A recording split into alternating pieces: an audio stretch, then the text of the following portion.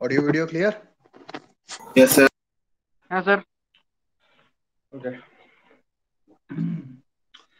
তো rain water harvesting আর soil erosion নিয়ে আমরা কথা বলেছিলাম লাস্ট ক্লাসে, ঠিক আছে? তো আজকে আমাদের আলোচনা শুরু হবে সয়েল কনজারভেশনের একটা ছোট্ট পার্ট থেকে।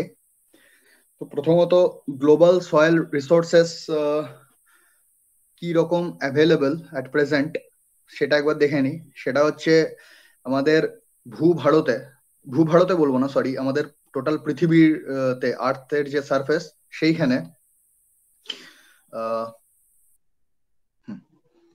ওকে, টোটাল আর্থের সারফেসে টোটাল 12.66 বিলিয়ন হেক্টেয়ার্স অফ ল্যান্ড যারা যেটা অ্যাভেলেবেল রয়েছে, তার মধ্যে 31.2% 3.96 বিলিয়ন হেক্টেয়ার্স, ওকে, 3.96 বিলিয়ন হেক্টেয়ার্স পুরোপুরি ব্যারেন অথবা এরা কাল্টিভেশনের জন্য উপযোগী নয়। এখানে আমরা চাষাবাদ করতে পারি না। অর্থাৎ তাহলে অ্যাকচুয়ালি চাষাবাদ যোগ্য জমির পরিমাণ কত সারা পৃথিবীতে? অ্যারাউন্ড 69%, ওকে, অ্যারাউন্ড 68.8%, যেটা আমার শুধুমাত্র কাল্টিভেবল ল্যান্ড।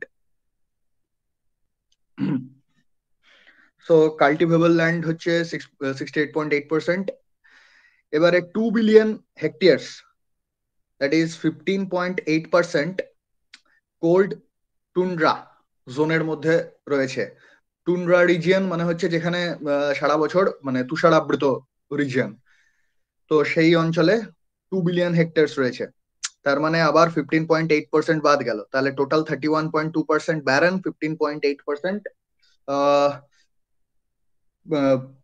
ক্লাইমেটের জন্য, জলবায়ুর জন্য সেখানে চাষাবাদ করা ডিফিকাল্ট। তাহলে টোটাল হলো অ্যারাউন্ড 47%। তো 47% যত ল্যান্ড অ্যাভেলেবল তার মধ্যে সেটা আমরা ইউজই করতে পারি না অ্যাকচুয়ালি ইফেক্টিভলি। অ্যান্ড রিমেনিং 46.8% সেইখানে কাল্টিভেশন করা যায়, অর্থাৎ 5.92 বিলিয়ন হেক্টেয়ার্স, যেটা হচ্ছে টোটাল জমির 46.8%, যেটা কাল্টিভেট অ্যাকচুয়ালি করা যায়। এবং 38.8% of land which is 4.92 billion hectares actually বর্তমানে কাল্টিভেট করা হচ্ছে।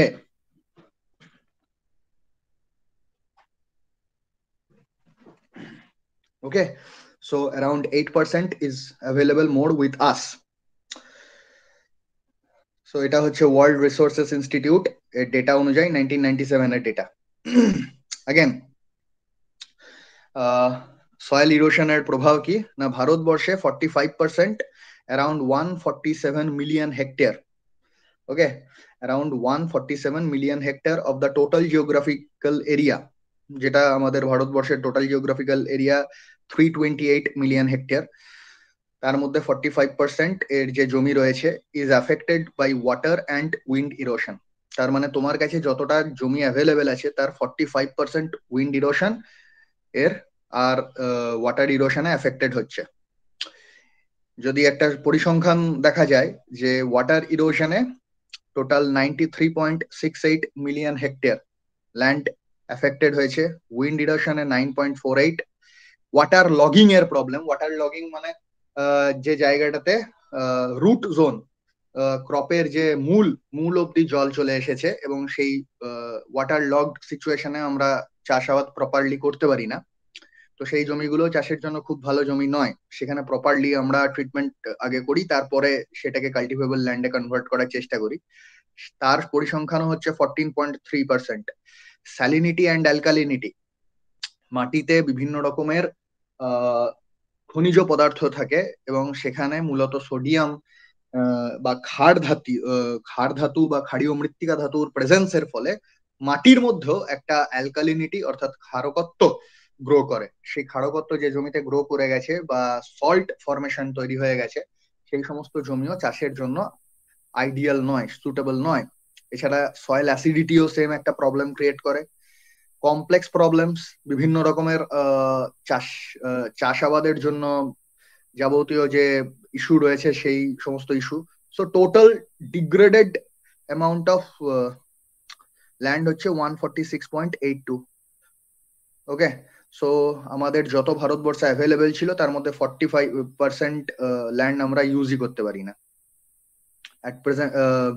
এটা 2004 সালের data, national bureau of soil science and land use planning, India গভর্নমেন্টের।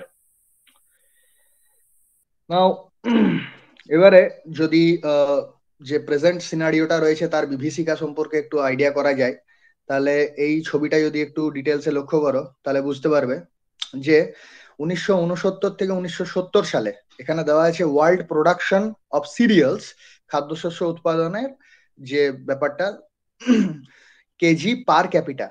ঠিক আছে, একজন মানুষ পার ক্যাপিটা কথাটা অর্থ হচ্ছে প্রত্যেক মানুষ পিছু, মাথা পিছু। ওকে, প্রত্যেক মাথা পিছু মানুষের জন্য আমাদের বিশ্বে কত পরিমাণের সিরিয়াল উৎপাদন হয়। সিরিয়াল মানে হচ্ছে খাদ্যশস্য।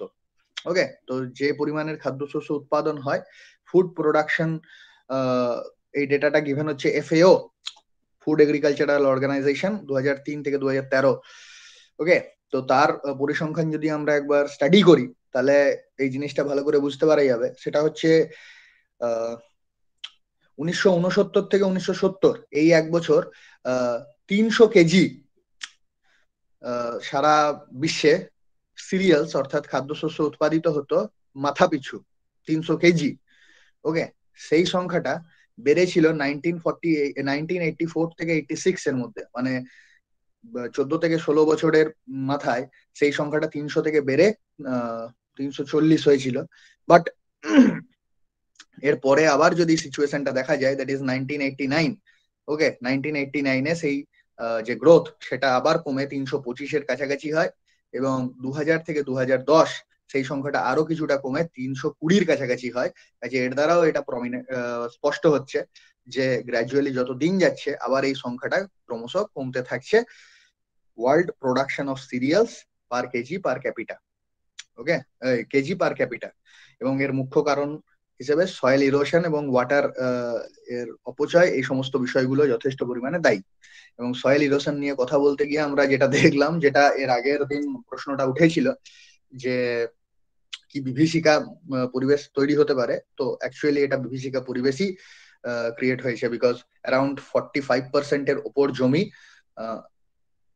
যেটা কাল্টিভেবল ল্যান্ড, সেই কাল্টিভেবল ল্যান্ডের হিউজ অ্যামাউন্টের সয়েল লস্ট হয়েছে শুধুমাত্র ইরোশনের কারণে।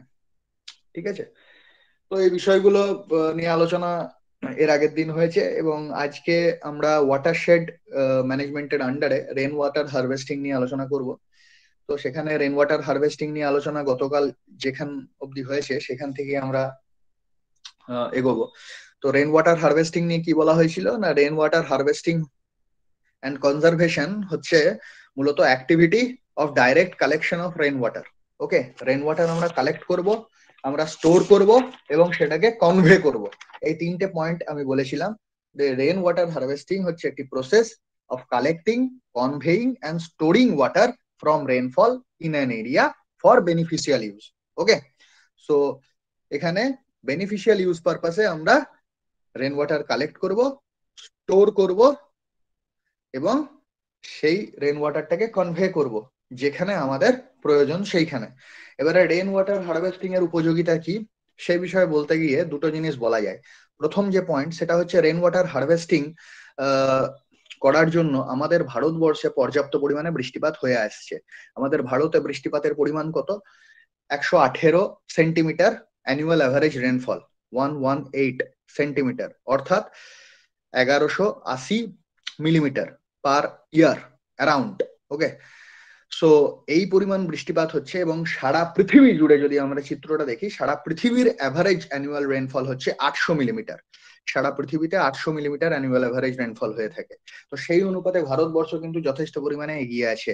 তৎসত্ত্বেও ভারতবর্ষের রেনফল সম্পর্কে যে প্যাটার্ন সেটা মারাত্মক রকমের অনিশ্চিত এবং ইরেগুলারলি ডিস্ট্রিবিউটেড, যথেষ্ট পরিমাণে অনিয়মিত। যেটা দেখা যায় যে চেরাপুঞ্জি, ভারতবর্ষের সব থেকে বেশি পরিমাণে বৃষ্টিপাত যেখানে হয় মৌসিনরাম চেরাপুঞ্জিতে, সেইখানে 11,000 মিলিমিটার রেনফল অ্যানুয়ালি হয়। 11,000 মিলিমিটার, মাইন্ডেড, 11,000 মিলিমিটার মানে হচ্ছে 1100 সেন্টিমিটার সেইখানটাতে শুধুমাত্র হয় রেনফল। ওকে, বাট তা সত্ত্বেও এই জায়গাটা acute shortage of drinking water, এখানে খাদ্য জলের প্রচন্ড পরিমাণে সংকট দেখা দেয়। কারণ কি? কারণ হচ্ছে এখানে রেইন ওয়াটার যেটা হয়, বৃষ্টিপাত যেটা হয়, সেই জলটাকে আমরা প্রপারলি হারভেস্ট করি না এবং প্রপারলি ইউটিলাইজও করি না, এবং সিম্পলি সেই জলটা বয়ে যায়।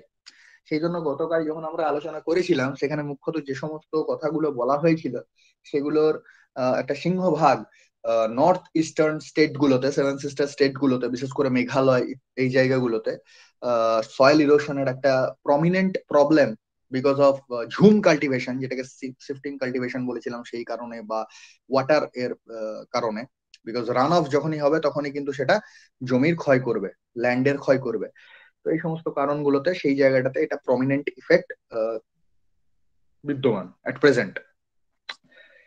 সব থেকে আশ্চর্যের বিষয় হলো স্লোভাকিয়া এবং ইসরায়েলের মতো ছোট দেশগুলো, ইসরায়েল মূলত একটা মরু অঞ্চলের মধ্যে পড়ে, তো সেই সমস্ত দেশগুলোতে আমরা জলকে ডিসচার্জ করার আগে 4 to 5 টাইমস ইউজ করি। একবার জল ইউজ করে জলটাকে জাস্ট ফেলে দিই না, যে কালচারটা আমাদের ভারতবর্ষে রয়েছে। তো এটা একটা বিশাল ব্যাপার, অ্যাচিভমেন্টের বিষয় তাদের কাছে। কারণ কি? সেই সমস্ত জায়গাতে একই জল অপ্রতুল, সেই জন্য তারা জলের মূল্যটা প্রপারলি অনুধাবন করতে পেরেছে। সেই জন্য আমরা জলটাকে 4 থেকে 5 বার ইউজ করি। সেই কনসেপ্টটাকে এখন ভারতবর্ষেও বিভিন্ন জায়গায় কাজে লাগানো হচ্ছে in terms of rain water harvesting. এছাড়াও বিভিন্ন ভাবে এখন যে সমস্ত মাল্টিপ্লেক্স বিল্ডিং গুলো তৈরি করা হয়, সেখানে সেই কমিউনিটি সেন্টার, সেই মধ্যে, সেই কমিউনিটির মধ্যে বা সেই অ্যাপার্টমেন্টের মধ্যেই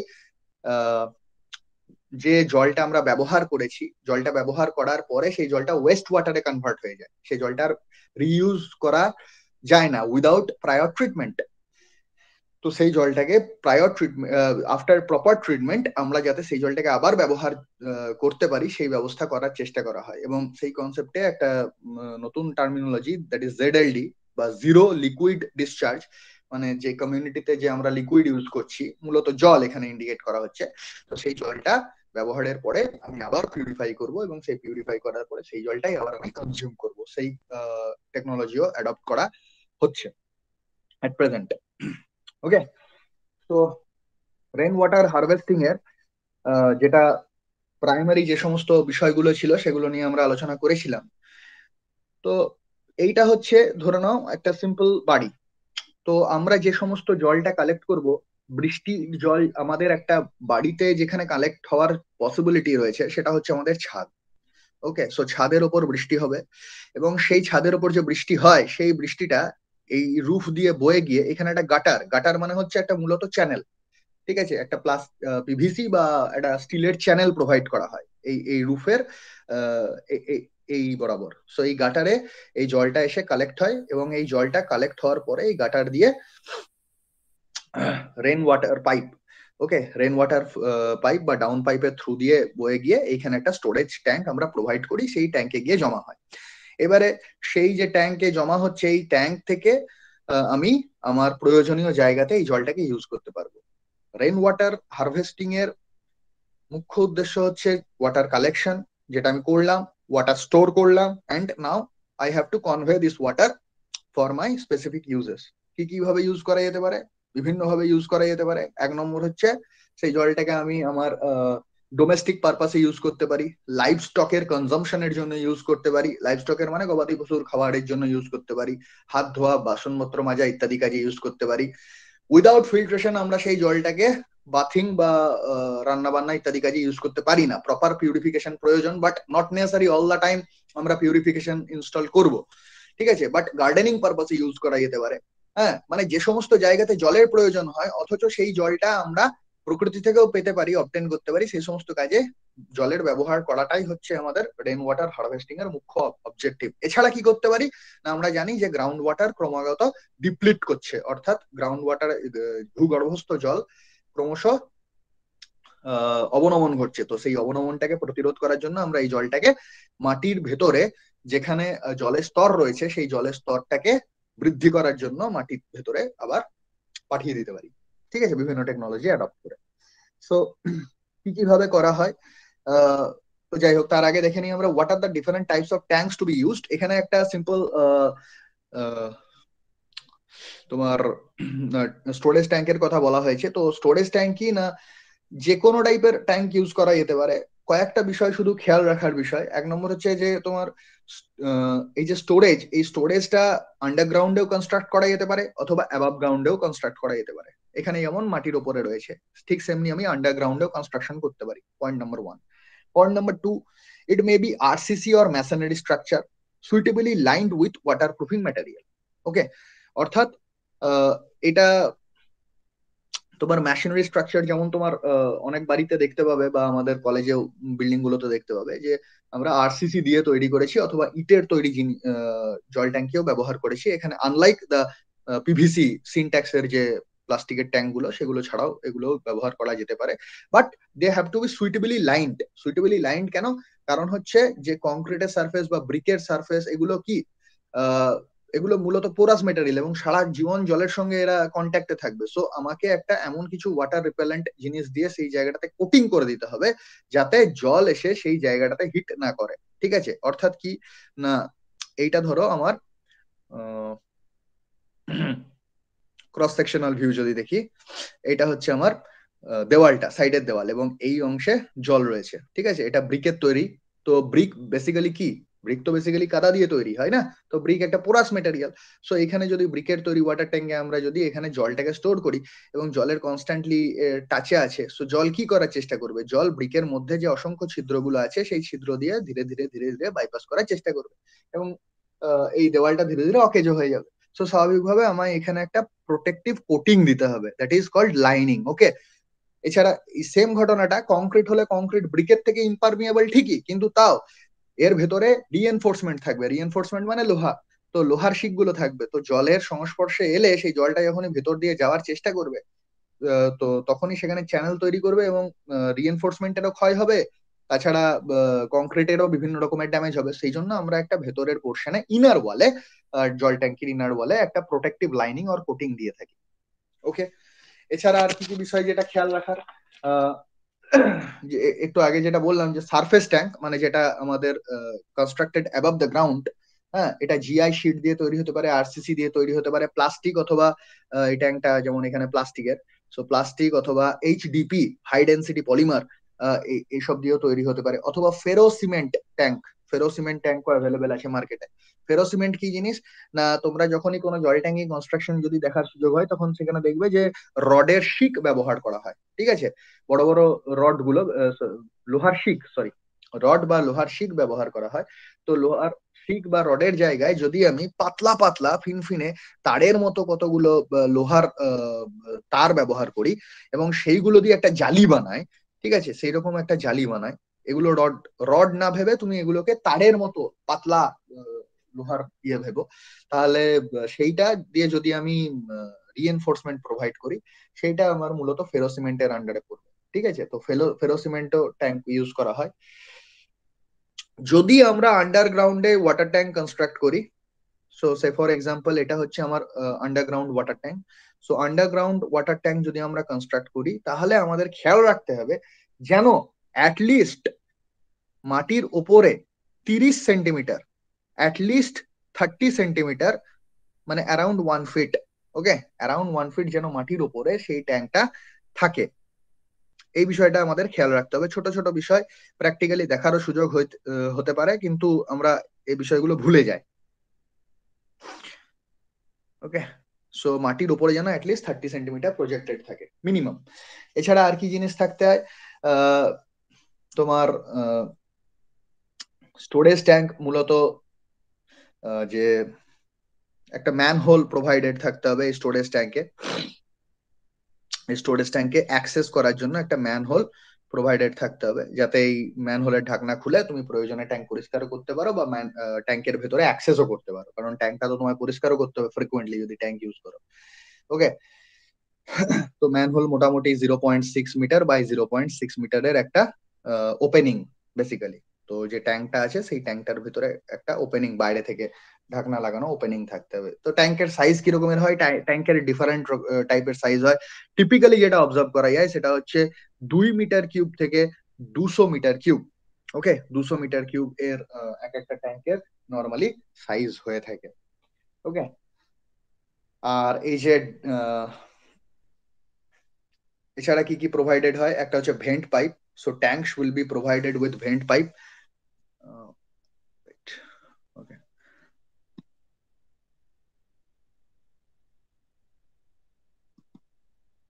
so tanks are typically tanks provided with vent pipe, provided with vent pipe, vent pipe আর overflow pipe or overflow pipe, overflow pipe। স্বাভাবিকভাবে যখন ট্যাঙ্ক ফুল হয়ে যাবে তখন একটা ওভারফ্লো পাইপ আমাকে দিতেই হবে, অ্যারেঞ্জমেন্ট রাখতে হবে যাতে জলটা ওভারফ্লো করে বেরিয়ে যায়। Okay, overflow pipe of 100 millimetre dia, 100 millimetre dia মানে 4 ইঞ্চির পাইপ আর কি। ওকে, এগুলো প্রোভাইডেড হতে হবে। এছাড়া একটা ড্রেন পাইপ, আর একটা ড্রেন পাইপ, ড্রেন পাইপ যে পাইপ দিয়ে আমি জলটা কনভে করব, ড্রেন পাইপ অফ 4 ইঞ্চেস মানে 100 মিলিমিটার ডায়া। ঠিক আছে, at the bottom, at the bottom normally আমরা প্রোভাইড করে থাকি। তো ট্যাঙ্কের ক্যাপাসিটি কত? ট্যাঙ্কের ক্যাপাসিটি হচ্ছে 2 কিউবিক মিটার থেকে 200 কিউবিক মিটার। এই বিষয়টাকে আরো একটু সহজভাবে বোঝার জন্য যদি বলতে পারি, তাহলে আমরা নর্মালি যে ট্যাঙ্কি গুলো বাড়ির কাজে ইউজ করে থাকি সেগুলো কত হয়, 1000 লিটার, 2000 লিটার। সো 2000 লিটার ট্যাঙ্কি তুমি সাইজ ইমাজিন করতে পারো, 2000 লিটার মানে কি 2 কিউবিক মিটার, তাই না? সো 2 কিউবিক মিটার মানে যে ট্যাঙ্কি গুলো খাওয়ার জল স্টোরের জন্য আমরা ইউজ করি, সেরকম একটা ট্যাঙ্কিও লাগাতে পারি, depending on my catchment area, কতটা জল আমি কালেক্ট করতে পারছি, সেখানে যে অঞ্চলে রেন ওয়াটার হারভেস্টিংটা করছি আমি সেই জায়গার কতটা বৃষ্টিপাত হয়ে থাকে, এই সমস্ত বিষয়গুলোর উপর নির্ভর করে। ঠিক আছে, সেই জন্য কোনো হার্ড এন্ড ফাস্ট রুল নয়, এখানে একটা আমরা লিমিটের মধ্যে কথা বলবো। So this is all about the storage type. Now যে বিভিন্ন আমরা মূলত শহরাঞ্চলে যে ব্যবস্থাপনা করে থাকি রেন ওয়াটার হারভেস্টিং এর জন্য, মুখ্যত যেটা আমরা কি বলবো, যদি আমরা গ্রাউন্ড ওয়াটারটাকে অগমেন্ট করতে চাই, সেই রকম ক্ষেত্রে যে যে বিষয়গুলো নিয়ে বলেছিলাম আগের দিন, রিচার্জ পিট, রিচার্জ ট্রেঞ্চ ইত্যাদি ইত্যাদি, সেগুলো নিয়ে আজকে এবারে দেখে নেবো। তো এইখানে আমরা বৃষ্টির জলটা কালেক্ট করলাম, এবার এখান থেকে আমরা পাইপিং এর থ্রু দিয়ে যে জায়গাতে আমার জলটা প্রয়োজন সেখানে নিয়ে যাব। সো এখানে আমরা কনভে করবো। Now the convey, water is conveyed. So rain water collect করলাম, কালেক্ট করে স্টোর করলাম, স্টোর করার পরে কনভে করলাম আমাদের প্রপার ডেস্টিনেশনে, যেখানে আমি যে পারপাসে ইউজ করবো। So this is the basic মানে schematic of rain water harvesting. Now rooftop rain water harvesting through recharge pit. Okay, তো এবারে আমরা মূলত আরবান এরিয়াতে ভূগর্ভস্থ জল যেটা রয়েছে, সেই ভূগর্ভস্থ জলকে কিভাবে কি বলে অগমেন্ট করবো। অগমেন্ট করবো মানে যে জলের লেয়ারটা ক্রমাগত ডিপ্লিট করে গেছে, সেই বিষয়টাকে কি করে আমরা ঠিক করব সেটা নিয়ে এবার আলোচনা করবো। তো এখানে ছবিটাতেই আমরা এটা বুঝতে পারছি যে বাড়ির ছাদ রয়েছে, বাড়ির ছাদের মধ্যে বৃষ্টিপাত থেকে জল কালেক্ট হয়েছে, সেই জলটা এখানে রেইন ওয়াটার পাইপের থ্রু দিয়ে চলে গেছে এবং এখানে একটা গর্ত করা হয়েছে। এখানে একটা আমি গর্ত করেছি, ঠিক আছে। সো এই গর্তটাকেই এখানে বেসিক্যালি ডিটেলসে ডিপ আরো এনলার্জ ভিউতে, এক্সাগারেটেড ভিউতে দেখানো হয়েছে। তো কি বলেছে না, এটা আমরা কখন করে থাকি, মূলত রিচার্জ পিট আমরা ব্যবহার করে থাকি যদি আমার in alluvial areas, okay, যেখানে alluvial areas where permeable rocks are exposed on the land surface or at very shallow depth। এর আগে তাহলে আমাদেরকে একটু পার্কুলেশন, সরি, গ্রাউন্ড ওয়াটারের বেসিক ফান্ডামেন্টালটা একটু জেনে নিতে হবে। সো গ্রাউন্ড ওয়াটারের বেসিক ফান্ডামেন্টালটা বলতে গেলে কিছুটা এরকম ভাবে বলা যেতে পারে যে ওয়েট, ওকে, হুম, হুম,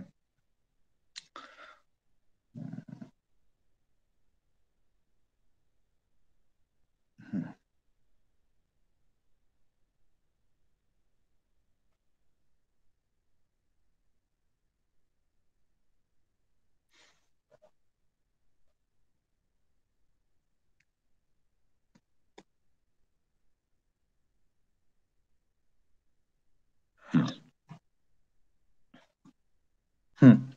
তো গ্রাউন্ড ওয়াটারে কি হয় না, আমাদের মাটির ভেতরে অনেকগুলো লেয়ার আছে, ঠিক আছে? তো মাটির ভেতরে যে সমস্ত লেয়ার গুলো আছে, তোমার প্রত্যেকটা লেয়ারে কিন্তু জল থাকে না। প্রত্যেকটা লেয়ারে জল থাকবে না। মাটির ভেতরে যে সমস্ত সয়েল এক্সিস্ট করছে সেগুলো আমরা গ্রাউন্ডের ওপর দাঁড়িয়ে প্রথমত বুঝতে পারবো না, এটা পসিবল না। সেই জন্য আমরা সয়েল এক্সপ্লোরেশন করি। ওকে, সয়েলের দুটো প্রপার্টি আছে। এক নম্বর হচ্ছে পোরোসিটি, 2 নম্বর হচ্ছে পারমিয়াবিলিটি। এগুলো সয়েল মেকানিক্স এর বিষয় এবং সেখানে আরো ডিটেলসে পড়বে, আমি জাস্ট একটা ওভারভিউ দিয়ে দিচ্ছি এই কনটেক্সটে আলোচনা করার জন্য প্রয়োজন বলে। So porosity and permeability. Porosity আর পারমিয়াবিলিটি সমার্থক নয়। পোরোসিটি হচ্ছে সয়েলের একটা নির্দিষ্ট আয়তনের মধ্যে কত আয়তন ভলিউম রয়েছে, সেই অনুপাতটা হচ্ছে পোরোসিটি। আর পারমিয়াবিলিটি হচ্ছে property of the medium to allow fluid to pass through it. অর্থাৎ মাটির যে ধর্ম, যেটা জলকে মাটির মধ্য দিয়ে বেরিয়ে যেতে অ্যালাউ করে, ঠিক আছে, সাহায্য করে, সেটাই হচ্ছে পারমিয়াবিলিটি। কাজেই পোরোসিটি এবং পারমিয়াবিলিটির মূল পার্থক্য কি? পারমিয়াবিলিটি শুধুমাত্র কত অ্যামাউন্টের ভয়েড রয়েছে সয়েলের মধ্যে সেটার উপর নির্ভর করে না, বরং সেই ভয়েড গুলোর সাইজ কি, সেই ভয়েড গুলো কিভাবে ডিস্ট্রিবিউটেড রয়েছে, সেই ভয়েড গুলো একে অপরের সঙ্গে জড়িত হয়ে কোন ইন্টারকানেক্টেড হয়ে কোনো চ্যানেল মাটির ভিতরে গড়ে তুলেছে কিনা, সেই রকম বিষয়গুলোর উপরেও পারমিয়াবিলিটি নির্ভর করে। সেই জন্য ক্লে অর্থাৎ কাদা, এই কাদার যথেষ্ট পরিমাণে পোরোসিটি বর্তমান, কিন্তু তা সত্ত্বেও ক্লের পারমিয়াবিলিটি খুব কম। তার মানে এটা হতে পারে যে কারোর পোরোসিটি খুব বেশি কিন্তু পারমিয়াবিলিটি খুব কম, আবার কারোর পোরোসিটি বেশি পারমিয়াবিলিটিও বেশি, এটাও হতে পারে, ঠিক আছে? যেমন বালি, স্যান্ডি সয়েল। সো আমি পোরোসিটিকে এন দিয়ে ডিনোট করলাম আর পারমিয়াবিলিটিকে যদি কে দিয়ে ডিনোট করি, তাহলে এনও বেশি, পারমিয়াবিলিটিও বেশি। এক্সাম্পল হচ্ছে স্যান্ড, এন বেশি বাট কে পারমিয়াবিলিটি কম, এক্সাম্পল হচ্ছে clay. Okay, so depending on what type of soil. এবার সয়েল বলতে বিশুদ্ধ স্যান্ডও থাকবে না, বিশুদ্ধ ক্লেও থাকবে না, এটা একটা পাঁচমিশালি মিক্সচার থাকবে, স্যান্ডও থাকবে, ক্লেও থাকবে, সিল্টও থাকবে। তো এই প্রত্যেকটা যে মেটেরিয়াল রয়েছে সেইগুলোর উপাদানের একটা অনুপাত, নির্দিষ্ট অনুপাতও থাকবে না। একটা সার্টেন ডেপথ অব্দি যা অনুপাত রয়েছে, পরের ডেপথে তার অন্য একটা অনুপাত থাকতেই পারে। এর সঙ্গে আবার গ্র্যাভেল এসেও মিলতে পারে, ঠিক আছে? গ্র্যাভেল এসেও মিলতে পারে। মূলত আমার সয়েলের সাইজ অনুযায়ী যদি সয়েলকে ক্লাসিফাই করি, 4টে টাইপের সয়েল ফান্ডামেন্টালি আমরা পেয়ে থাকি। স্যান্ড, ক্লে, স্যান্ডের আগে, স্যান্ডের পরে হবে silt, silt then comes clay. Okay, তার আগে কে থাকবে? স্যান্ডের আগে থাকবে তোমার pebbles or gravels, sorry gravels, তার আগে থাকবে পেবলস, তার আগে থাকবে boulder. Okay, so boulder, pebble, gravel, sand, silt, clay. তো এই মূলত সয়েলের সাইজ, পার্টিকেলের যে দানাগুলোর যে সাইজ, তার উপরে ভিত্তি করে আমরা সয়েলকে এইভাবে ক্যাটাগরাইজ করতে পারি। এবং সয়েল যে মাটির নিচে রয়েছে সেখানে এই প্রত্যেকটা এলিমেন্টই কিছু না কিছু পরিমাণে অনুপাতের মধ্যে প্রেজেন্ট থাকবে। এবারে যদি আমার মাটির নিচে যে সয়েলের স্ট্রেটাটা রয়েছে সেই সয়েলের স্ট্রেটাতে জল পাস থ্রু করতে পারে, then I will call it aquifer. Okay, so aquifer কি তাহলে? তো অ্যাকুইফার হলো একটা geological formation that not only contains water but also allows water to pass through it. Okay, অর্থাৎ আমরা সেই জায়গাটা, এমন একটা লেয়ার মাটির নিচে রয়েছে যে লেয়ারটা থেকে আমরা যে লেয়ারটা শুধুমাত্র জল ধারণ করতে পারে না, বরং যে সেই লেয়ারটা থেকে আমরা জলকে এক্সট্রাক্ট করতে পারি, জলকে উত্তোলিত করতে পারি। অর্থাৎ আমরা যে সমস্ত টিউবওয়েল গুলো বসাই, সেই টিউবওয়েল গুলো যে জায়গাটাতে এক্সিস্ট করে সেই জায়গাটা হচ্ছে অ্যাকুইফার। আর একটা জোন রয়েছে, সেই জোনটার নাম হচ্ছে অ্যাকুইটার্ড। অ্যাকুইটার্ড অ্যাকুইটার্ড কি না, সেখানে মুখ্যত ক্লে জাতীয় মেটেরিয়াল থাকে। ক্লের অর্থ কি? সেখানে পোরোসিটি তো আছে কিন্তু পারমিয়াবিলিটি নেই। পারমিয়াবিলিটি না থাকার কারণে কি হবে না, আমরা সেখান থেকে জল এক্সট্রাক্ট করতে পারবো না পাম্পিং এর থ্রু দিয়ে। অর্থাৎ সেই লেয়ার, সেই জিওলজিক্যাল ফরমেশন যেখানে দ্যাট কন্টেন্স ওয়াটার, পোরোসিটি আছে, তার মানে সে জলকে ধারণ করতে সক্ষম, বাট পারমিয়াবিলিটি নেই, তাই আমরা জলকে ওই লেয়ার থেকে এক্সট্রাক্ট করতে পারি না। such a layer is called aquitard, primarily clay জাতীয় সয়েলের সেখানে আধিক্য থাকবে। এইখানে অ্যাকুইফারে মুখ্যত বালি জাতীয় সয়েলের আধিক্য থাকবে। সেই জন্য যখন আমরা টিউবওয়েল করি, কনস্ট্রাকশন করি, তো তখন দেখি যে টিউবওয়েল থেকে কখন বালি বেরোনো শুরু হলো। ওকে, তার মানে কি সেই জায়গা থেকে বালি বেরোনো শুরু হওয়া মানে এইখানে জলটা যে উচ্চ চাপে রয়েছে, এখান থেকে জল এসে যখন উপর দিকে ভার্টিক্যালি ফ্লো করতে লাগবে, এই লেয়ারের বালিগুলো কিছুটা এই জলের সঙ্গে বেরিয়ে আসবে, এখান থেকে আমরা অনুমান করি। তো অ্যাকুইফার, অ্যাকুইটার্ড। আরেকটা লেয়ার আছে যার নাম হচ্ছে অ্যাকুইফিউজ। অ্যাকুইফিউজ 3টে লেয়ার, এগুলো নিয়ে আরো ডিটেলসে পরে আলোচনা হয়তো হবে অন্য সাবজেক্টে। তো অ্যাকুইফিউজের ধর্ম কি? অ্যাকুইফিউজ হচ্ছে যার পোরোসিটিও কম, পারমিয়াবিলিটিও কম, যেমন রক, ওকে, অর ইমপারভিয়াস স্ট্রেটা। ইমপারভিয়াস স্ট্রেটা, তোমরা যদি কোনোদিন রিয়েলিটিতে টিউবওয়েল ইনস্টলেশন দেখে থাকো, তখন সেখানে বলবে এর পরে আর টিউবওয়েল নামানো যাচ্ছে না, অর্থাৎ পাথর পড়ে গেছে, ঠিক আছে। সো ইমপারভিয়াস স্ট্রেটা, তো মাঝখানে এরকম পাথরের লেয়ারও প্রেজেন্ট থাকতে পারে, ঠিক আছে, এরকম পাথরের লেয়ারও প্রেজেন্ট থাকতে পারে।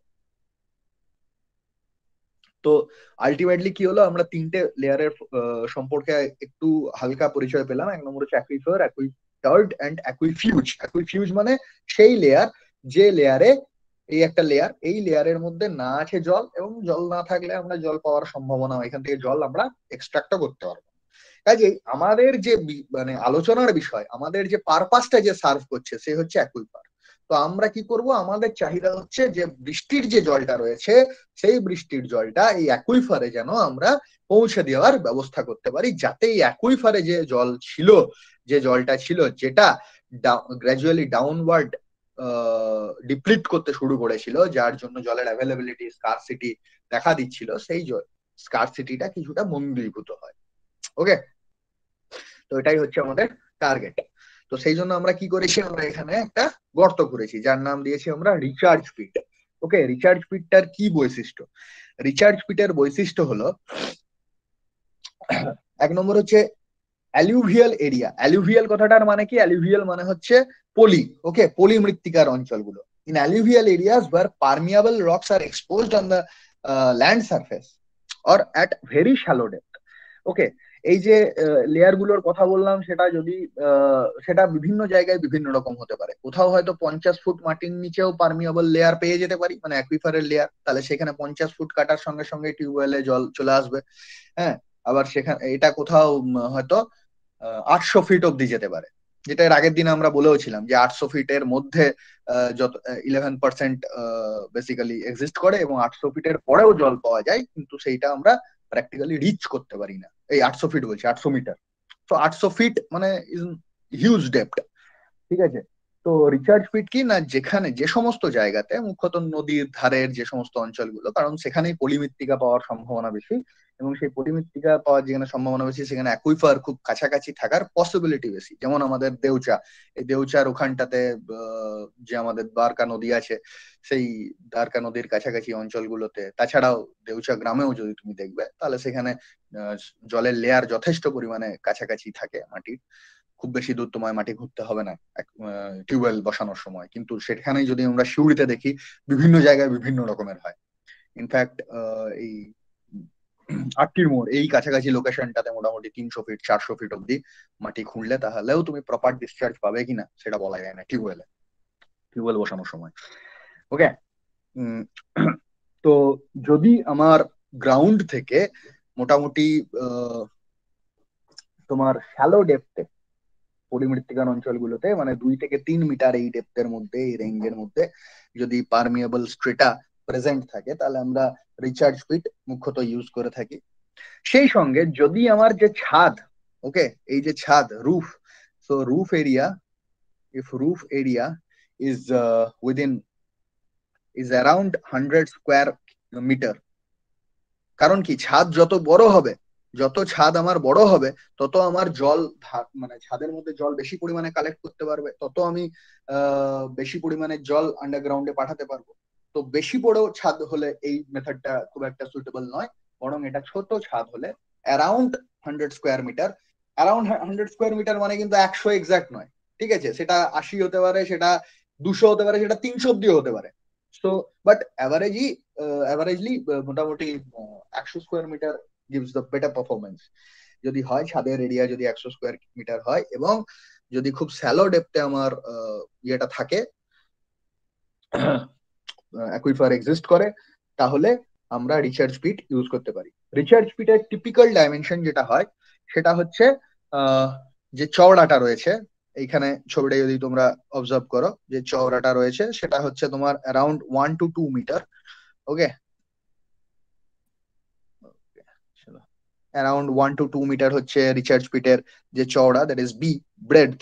আর ডেপথ হচ্ছে 2 থেকে 3 মিটার এবং লেন্থ অ্যারাউন্ড অ্যাকর্ডিংলি 2 থেকে 3 মিটার হয়ে থাকে। ঠিক আছে, এবার এর ভেতরে কি কি মেটেরিয়াল মাল মশলা ভরা হয়? তো এর ভেতরে নর্মালি আমরা যেটা ইউজ করে থাকি ব্যাকফিল মেটেরিয়াল হিসেবে সেটা হচ্ছে বোল্ডার। ওকে, সো এর ভেতরে আমরা যেটা ব্যবহার করে থাকি সেটা হচ্ছে বোল্ডার। সো বোল্ডার আমরা ইউজ করে থাকি। বোল্ডার, প্রথমত বোল্ডার যে ইউজ করি সেটার সাইজ কত হয় না, তার সাইজ হয় 5 to 20 centimetre sir, mind it, 5 to 20 centimetre মানে 50 থেকে 200 মিলিমিটার সাইজের হয়। ঠিক আছে, then we use gravel use করি। গ্রাভেলের সাইজ কত হয়? গ্রাভেলের সাইজ হয় 5 মিলিমিটার থেকে 10 মিলিমিটারের মধ্যে অ্যারাউন্ড। ঠিক আছে, 5 থেকে 10 মিলিমিটার সাইজের গ্রাভেল ইউজ করি। এবং আর কি ইউজ করি? কোর্স স্যান্ড, মোটা দানার বালি। সো মোটা দানার বালি মোটামুটি পার্টিকেল সাইজ কত হয়? 1.5 থেকে 2 মিলিমিটার। So around this three materials we use. যে বোল্ডার গুলো মাটি একদম বটমে থাকে, ওকে, বোল্ডার গুলো একদম বটম পোর্শনে, দিস দ্য বটম পোর্শনে বোল্ডার থাকে, গ্রাভেল ইন বিটুইন থাকবে, ইন বিটুইন যে অংশগুলোতে সেখানে গ্রাভেল ফিল করে দেবে, কারণ বোল্ডার যদি বেশি হয় তাহলে তার মধ্যে ভয়েড স্পেস গুলো ফিল করার জন্য গ্রাভেল ইউজ করি। আর কোর্স স্যান্ড একদম টপ লেয়ারে থাকে। So this is the 300 millimetre thick sand layer. Okay, এবং ওপরে কি? ওপরে একটা 600 by 600 millimetre RCC manhole cover, যাতে পরবর্তীকালে পরিষ্কার টরিষ্কার করতে পারা যায় এই জন্য। ঠিক আছে, so this is all about recharge পিট।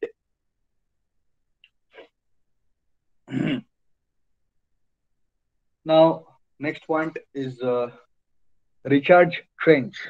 তো রিচার্জ পিটে আমরা দেখলাম যদি ছাদের এরিয়া 100 স্কোয়ার মিটারের থেকে অ্যারাউন্ড 100 স্কোয়ার মিটার হয় এবং পলিমৃত্তিকা অঞ্চলে যদি হয়, অর্থাৎ স্যালো ডেপথেও অ্যাকুইফার, ওয়াটার অ্যাকুইফার প্রেজেন্ট থাকে, তাহলে সেক্ষেত্রে আমরা এটা ব্যবহার করতে পারি। এবং তার accordingly what do we need to do, এগুলো আমরা দেখলাম। তো ছাদের এরিয়া যদি আরেকটু বেশি হয়, অর্থাৎ রুফ এরিয়া যদি গ্রেটার দেন 100 স্কোয়ার মিটার হয়, সো এটা ইউজ করা যায় if roof area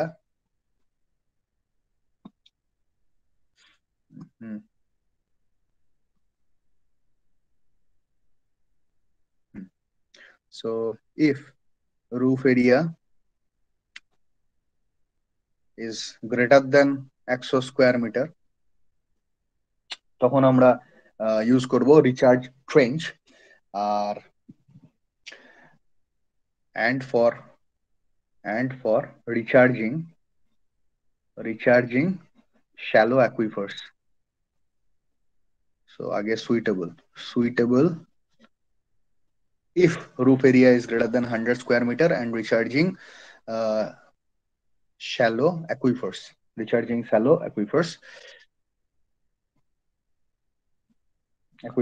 okay, so 100 square মিটারের থেকে বেশি এইটা না বলে রাদার বলা বেটার এরিয়া অ্যারাউন্ড 200 থেকে 300 এর মধ্যে এর পারফরমেন্স বেটার হয়। তার মানে এই নয় যে আমার ছাদের এরিয়া 500 স্কোয়ার মিটার আমি রিচার্জ ট্রেঞ্চ ব্যবহার করতে পারবো না, বাট এটা 200 থেকে 300 জন্য বেটার পারফরমেন্স দেয়। ওকে, আর কি ব্যবহার করা যায়? আর আর আর হচ্ছে যে এর উইডথ কত? এর উইডথ হচ্ছে টিপিক্যালি রাখা হয় 0.5 to 1 মিটার। উইডথ হচ্ছে 0.5 to 1 মিটার, whereas রিচার্ড পিটের উইডথ কত ছিল? না, রিচার্ড পিটের উইডথ ছিল অ্যারাউন্ড 1 থেকে 2 মিটার। ট্রেঞ্চ কথাটার মানে কি? ট্রেঞ্চ হচ্ছে একটা পরীক্ষা। সো এই যে আমার বিল্ডিং, এই বিল্ডিং এর চারপাশে এই বিল্ডিং এর ছাদে যে পরিমাণ জল কালেক্ট হচ্ছে সেটাকে আমি রেন ওয়াটার পাইপ দিয়ে, ডাউন পাইপ দিয়ে নামিয়েছি এবং বিল্ডিং এর চারদিকে আমি একটা খাল খুঁড়ে রেখেছি, বেসিক্যালি পরীক্ষা বা খাল। তো এই খালের আমি এই জলটাকে ডিসচার্জ করছি। এই খালের ক্রস সেকশনাল এরিয়া কেমন? এই খালের ক্রস সেকশনাল এরিয়া, খালটাকে যদি আমি কাটি তাহলে যেটা দেখতে পাবো, this is like that. Okay, so এই খালটা চওড়া হচ্ছে অ্যারাউন্ড 0.5 to 1 মিটার, আর ডেপথ হচ্ছে 1 থেকে 1.5 মিটার। ওকে, আর খালটা কতটা লম্বা হবে depending on availability of space, but typically it is provide 20 metre. ঠিক আছে, জেনারেলি 20 মিটার মতন খালটা লম্বা আমরা প্রোভাইড করি। এছাড়া ডিপেন্ড করছে এটা কতটা স্পেস অ্যাভেলেবিলিটি আছে, কতটা ওয়াটার কালেক্ট হচ্ছে ইত্যাদি, এই বিষয়গুলোর উপরে। ঠিক আছে, এইবারে এইখানে যে আমরা মেটেরিয়াল, ব্যাকফিল মেটেরিয়াল যেগুলো আমরা ফিল আপ করেছি, সেটা আগের কেসে কি ছিল? Boulder, gravel and coarse sand. এখানেও ঠিক এই তিনটে মেটেরিয়াল দিয়েই আমরা এই গর্তটাকে ফিল আপ করবো। তো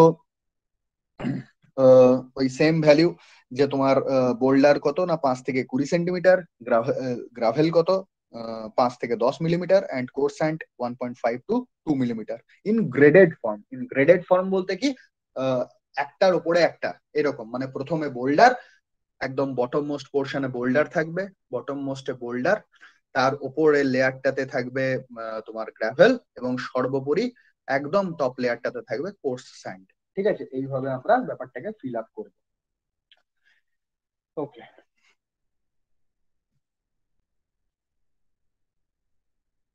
নাও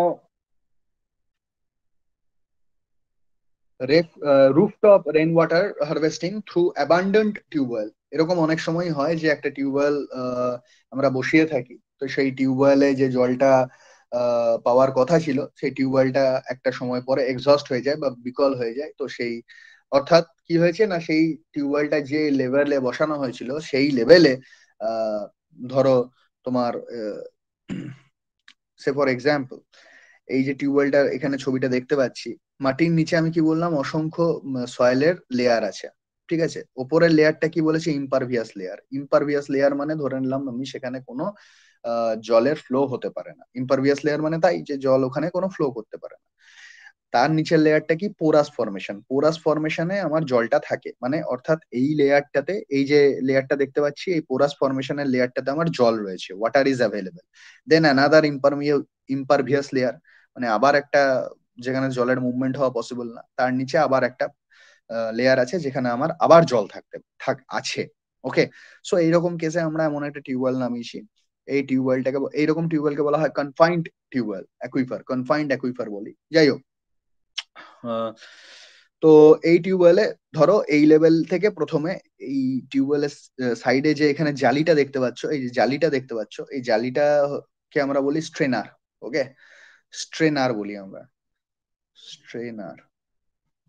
ওকে, বেসিক্যালি কি হয় না, এই লেভেল আমরা যখন এই টিউবওয়েল থেকে জল পাম্প করি, সাকশন করি, তখন এইখান থেকে জল আমার এই বরাবর ছুটে আসে টিউবওয়েলের দিকে, এবং এই স্ট্রেনারে অসংখ্য ছিদ্র আছে, সেই ছিদ্র থ্রু দিয়ে যায় এবং উপরের দিকে জল বেরিয়ে যায়। ঠিক আছে, এটা হচ্ছে মেন ফাংশন। তো ঠিক তেমনি এই অঞ্চলেও আমি একটা ছিদ্র রেখেছি, আবার যে অঞ্চলে pervious portion, porous portion formation যেগুলো রয়েছে, সেই পোরাস ফরমেশনের জায়গাগুলোতে আমি ছিদ্র রেখেছি যাতে সেখান থেকে জল ঢুকতে পারে। এবারে একটা সময় ছিল যে সময়টাতে ওপরের যে পোরাস ফরমেশন ছিল সেই জায়গাটাতে জল ছিল, এবং গ্রাজুয়ালি সেখান থেকে জল কমতে কমতে ডিপ্লিট হতে হতে সেটা নিচের লেভেলে চলে গেছে।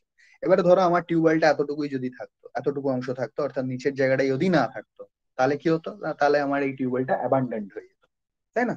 তাহলে এই অ্যাবান্ডেন্ট হয়ে যেত মানে কি, সেই টিউবওয়েল থেকে আর তুমি শত পাম্প করলেও জল পড়ে না, টিউবওয়েলটা খারাপ হয়ে গেছে। ঠিক আছে, তার মানে বেসিক্যালি দুটো কাজ হতে পারে, দুটো জিনিস হতে পারে, হয় টিউবওয়েলটার কোনো যান্ত্রিক বিকল হয়েছে, অথবা টিউবওয়েলটা চোকড হয়ে গেছে, অথবা কি হতে পারে না, জলের লেয়ারটা নেমে গেছে, তাহলে টিউবওয়েলটা খারাপ হয়ে গেছে। তাহলে সেই সমস্ত জায়গাতে যারা এগুলো ফেস করেছে লাইফে, তারা বুঝতে পারবে জল কতটা ভ্যালুয়েবল জিনিস। ওকে, তো এরকম যদি সিচুয়েশন হয় তাহলে আমরা সেই খারাপ টিউবওয়েলটাকে বা অ্যাবান্ডেন্ট টিউবওয়েলটাকে কিভাবে কাজে লাগাতে পারি সেটা নিয়ে আমাদের আলোচনা। তাহলে এখন আমরা রেন ওয়াটার হারভেস্টিং এর থ্রু দিয়ে কি করতে পারি?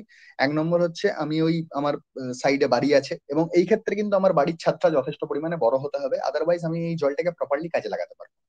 তো আমি ওই কি করলাম না, অ্যাবান্ডেন্ট যে টিউবওয়েলটা আছে সেইটাকে ফার্স্টে প্রপারলি ডেভেলপ করা হলো। মানে সেই টিউবওয়েলটাকে ভেতরে কোনো চোকিং আছে কিনা বা মানে কোনো টেকনিক্যাল ফল্ট আছে কিনা সেগুলোকে দেখা হলো। ওকে, এবং সেই টিউবওয়েলটাকে সার্জিং করা হয়, ডেভেলপ করা হয় প্রপারলি। সো টিউবওয়েলটাকে ডেভেলপ করা হলো।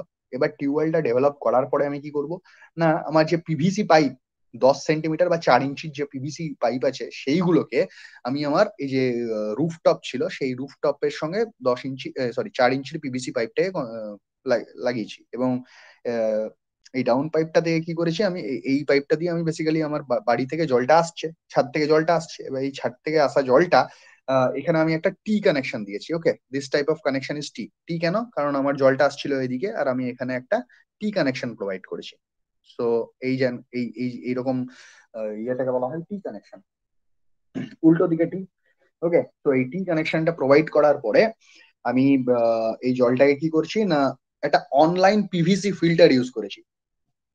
ওকে, online PVC filter. What is online PVC filter? যেটা অ্যামাজন আর ফ্লিপকার্ট থেকে কেনা হয়, তাই তো? অনলাইন পিভিসি ফিল্টার হচ্ছে বেসিক্যালি যেটা একটা নেটওয়ার্কে আছে। ওকে, নেটওয়ার্ক কি না, পাইপ নেটওয়ার্কের মধ্যেই আমি একটা ফিল্ট্রেশন ইউনিটকে বসিয়ে দিয়েছি। ওকে, তো আমি যে জলটা আসছিল সেই জলটা এখান দিয়ে ডাউন পাইপে নামছিল, আমি এখানে একটা টি ফিট করে এই জলটার ডাইরেকশনটাকে ঘুরিয়ে দিয়েছি। ওকে, এই জলটার ডাইরেকশনটাকে ঘুরিয়ে দিয়ে আমি এই পয়েন্টে একটা ফিল্টার অ্যারেঞ্জমেন্ট বসিয়েছি। সেই ফিল্টারটার থ্রু দিয়ে আবার একটা আউটলেট আছে, সেই ফিল্টারটার আউটলেট দিয়ে আমি জলটাকে এই যে আমার অ্যাবান্ডেন্ট টিউবওয়েলটা ছিল সেই অ্যাবান্ডেন্ট টিউবওয়েলে ছাড়ছি।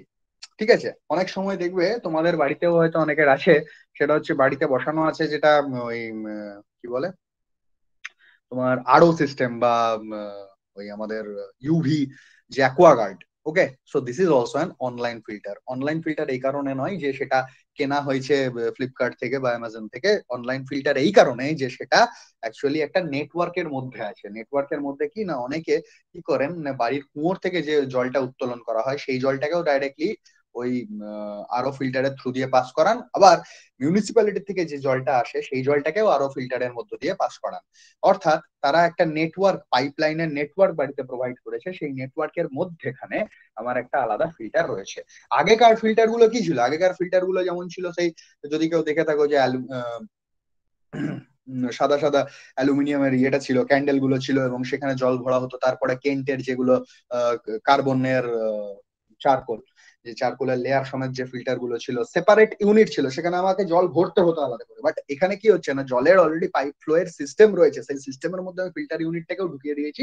সো অটোমেটিক্যালি ওয়াটার ফ্লো এর সময় সেই ফিল্টারের থ্রু দিয়ে গেলে জলটা পিউরিফাই হয়ে যাবে। তো আমি সেই জন্য এর আগের দিন বলেছিলাম যে ground water harvesting, sorry rain water harvesting এর মধ্যে filtration is a unit. Okay, but not necessarily it will be installed all the time. এর আগের গুলোতে আমরা কিন্তু কোনো ফিল্ট্রেশন ইউনিট ইউজ করিনি। সো এটা ম্যান্ডেটরি ইউনিট নয়, বাট এই অ্যাবান্ডেন্ট টিউবওয়েলের ক্ষেত্রে বা এরপরে আমরা দেখবো রিচার্জ ওয়েলের ক্ষেত্রে আমরা এটা ইউজ করব।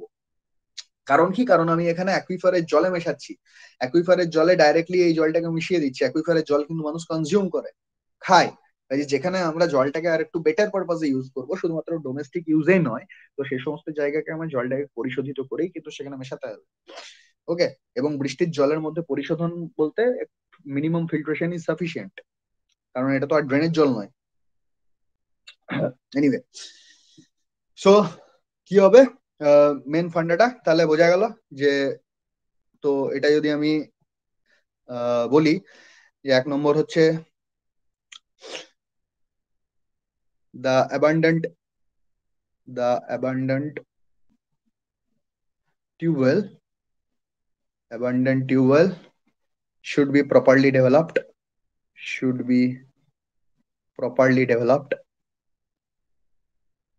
properly developed, okay, before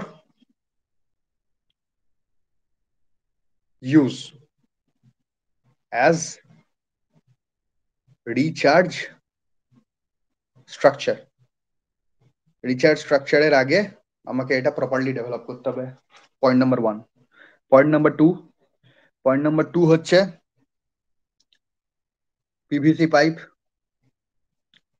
pipe of 10 centimetre, মানে 4 ইঞ্চি, of 10 centimetre dia, okay, 10 centimeter dia are connected to roof drains to collect rain water, মানে যেটা আমার ডাউন পাইপটা রয়েছে সেই ডাউন পাইপটা বেসিক্যালি এটা 4 ইঞ্চির পাইপ হবে, যেটা প্রথমেই আমরা বলেছি। আচ্ছা, পয়েন্ট নাম্বার 3 কি বলেছে? পয়েন্ট নাম্বার 3 হবে the rain water is taken through a T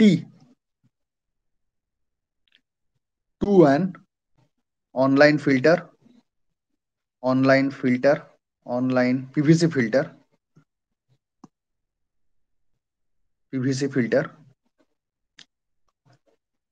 in case of small roofs।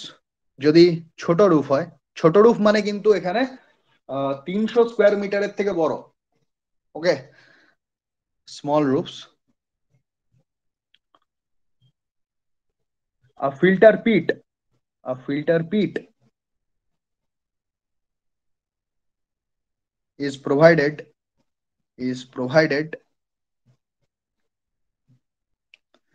in case of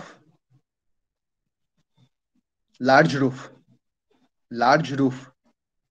okay.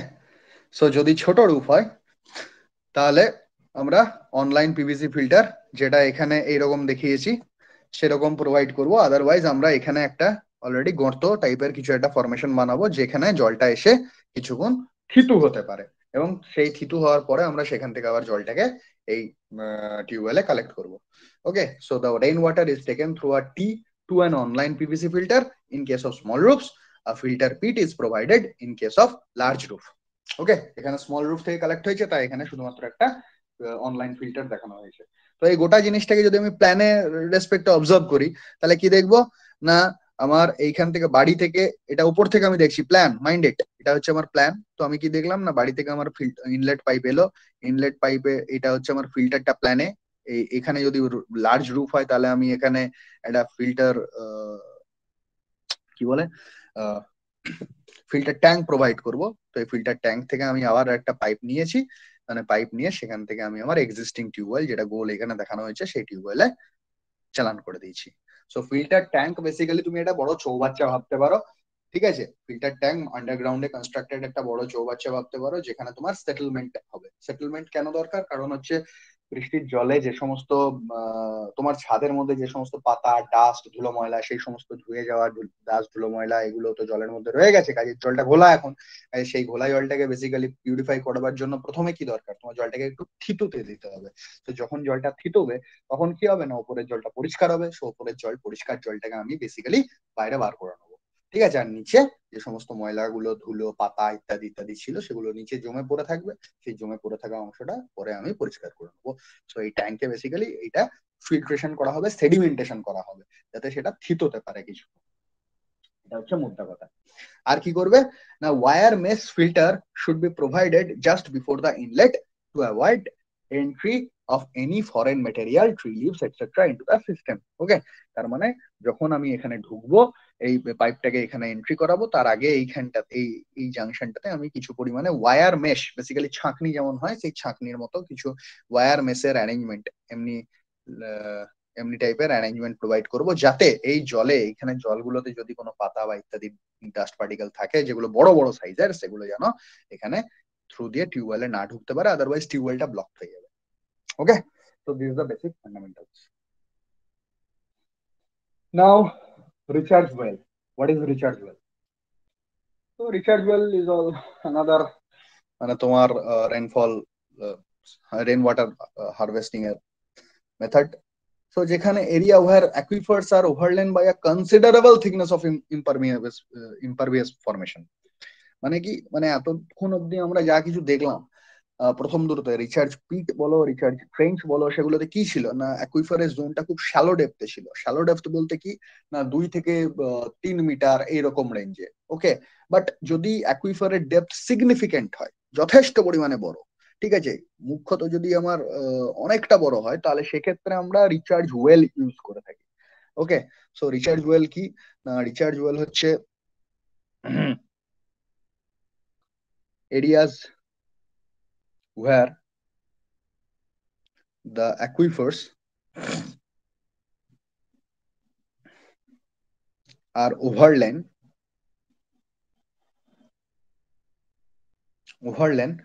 by a considerable thickness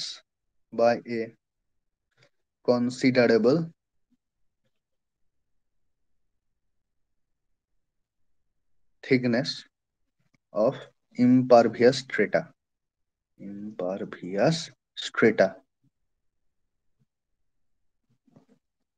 Okay,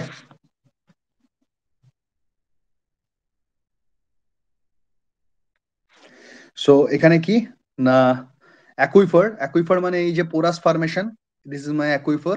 okay, aquifer, এই অ্যাকুইফারটা ওভারলেন মানে অ্যাকুইফারের ওপরে কি আছে না considerable thickness of impervious strata আছে। ওকে, সো এটা কোথায় ব্যবহার করা হয়? Used for recharging single or multiple aquifers. This recharge well আমরা নতুন করে খনন করি, মাইন্ড ইট, রিচার্জ ওয়েল আমরা নতুন করে খনন করি। Okay, so impervious strata, a new recharge well, যেমন এক্সিস্টিং টিউবওয়েল ছিল, অ্যাবান্ডেন্ট টিউবওয়েল ছিল, এখানে কিন্তু রিচার্জ ওয়েল মুখ্যত আমাদেরকে আলাদা করে বানাতে হয়। ঠিক আছে, আমরা আলাদা করে গাড্ডা এখানে গর্ত এখানে খুঁড়ি। ঠিক আছে, a new recharge well can be constructed.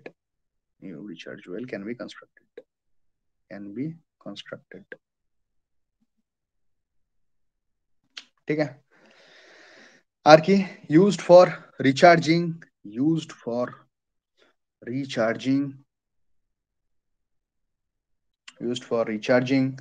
single / multiple aquifers.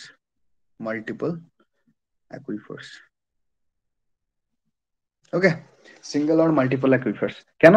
কারণ হচ্ছে আমি যদি এখানে দেখি যে এখানে একটা অ্যাকুইফার রয়েছে, এখানে আরেকটা অ্যাকুইফারের জোন রয়েছে, তাহলে আমি এখানে একটা যদি রিচার্জ ওয়েল খুঁড়ি এবং এখান থেকে যদি অনেকটা হিউজ অ্যামাউন্টের বৃষ্টিপাতের ফলে সেই জলটাকে আমরা কালেক্ট করতে সমর্থ হই, তাহলে সেই জলটাকে আমরা ব্যবহার করে এই অ্যাকুইফারটাকেও রিভাইভ করতে পারবো, এই অ্যাকুইফারটাকেও আমরা কিছুটা রিস্টোর করতে পারবো।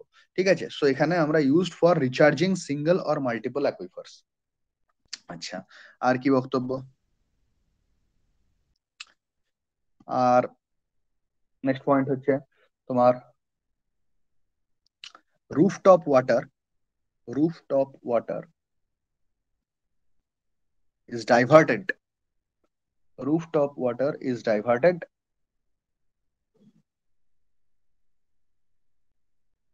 to the recharge tube well from settlement tank.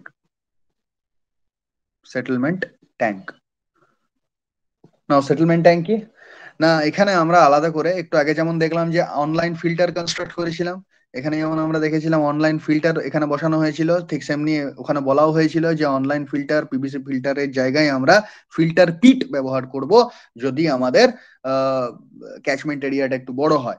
ঠিক আছে, তো ক্যাচমেন্ট এরিয়া কিন্তু এখানে আমার ক্যাচমেন্ট এরিয়া বলতে কি না, এখানে আমার রুফের যে এরিয়া সেটাই হচ্ছে আমার ক্যাচমেন্ট এরিয়া, ক্যাচমেন্ট। সো রেনকে ক্যাচ করছে, রেনকে ক্যাচ কে করছে? ছাদ করছে, বিল্ডিং এর রুফ করছে।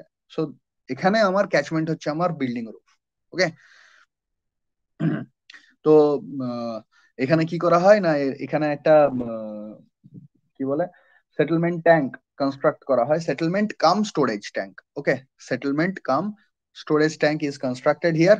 এখানে এইরকম একটা ট্যাঙ্ক বানানো হয়েছে এবং সেইখানে কি হয় না, জলটা এসে পড়ে।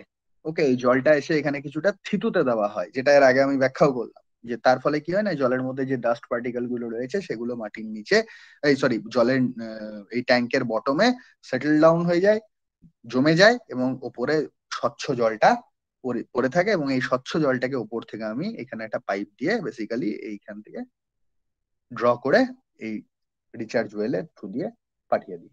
ঠিক আছে, এইখানে যে রিচার্জ ওয়েলটা দেখতে পাচ্ছ, এটা দেখে তোমাদের মনে হবে যে শব্দটা বলেছে আমি ওয়েল, ওয়েল মানে কুয়ো, কিন্তু বেসিক্যালি টিউব ওয়েল। ওকে, শব্দটাকে যদি তুমি একটু ভাঙো, টিউব ওয়েল মানে নলাকৃতি কুয়ো, নলকূপ, তাই না? যে কুয়ো বলতে আমাদের মাথায় যে বড় বিগ ডায়ামিটার কুয়োর কথা ভাবি, এটা ছোট ডায়ামিটারেরই কুয়ো হয়, অতটা বড় হয় না। So it is a kind of tube well. Okay, so নলকূপ অলওয়েজ। আচ্ছা, তো এখানে যে আমরা ব্যবহার করে থাকি, কি বলবো তোমার, যে assembly of pipe with diameter varying 100 থেকে 250 মিলিমিটার। ওকে, এই যে পাইপ যেগুলো ইউজ হয় এখানে, এই টিউবওয়েলের যে পাইপটা দেখতে পাচ্ছ, সেই পাইপটা টিপিক্যালি ইউজ করা হয় 100 millimetre to 250 millimetre dia. Okay, মানে 4 ইঞ্চি থেকে 10 ইঞ্চি ডায়ামিটারের হয়, এবং নর্মালি অফ এমএস আর PVC pipe, MS and PVC pipe, MS পাইপেরও হতে পারে, এটা পিভিসি পাইপেরও হতে পারে। ঠিক আছে, নীল রঙের দেখবে অনেক সময় দেখতে পাবে পিভিসি পাইপের হয়। পিভিসি পাইপ গুলো হালকা হয়, আর পিভিসি পাইপ গুলো করোশন রেজিস্ট্যান্ট হয়, কারণ পিভিসি পাইপের ক্ষয় অনেক কম। এমএস পাইপের একটাই সমস্যা, এমএস পাইপ গুলো ভারী, এবং তার সঙ্গে এমএস পাইপের রাস্টিং এর প্রবলেম থেকে মরচে ধরার একটা সমস্যা থাকে, এবং তার ফলে টিউবওয়েল গুলো বহু বছর পরে বিকল হয়ে যায়। ঠিক আছে, সো এবং যথেষ্ট ডেপথ অব্দি খুঁড়তে হয়, এবং রিগ বোরিং মেথডের সাহায্যে আমরা টিপিক্যালি খুঁড়ে থাকি, ডিপেন্ডিং অন কোন সিচুয়েশনে এটা ক্রিয়েট করা হচ্ছে তার উপরে এটা ম্যাটার করে। ঠিক আছে, তো কার জন্য suitable? Suitable for rooftop rooftop rainwater harvesting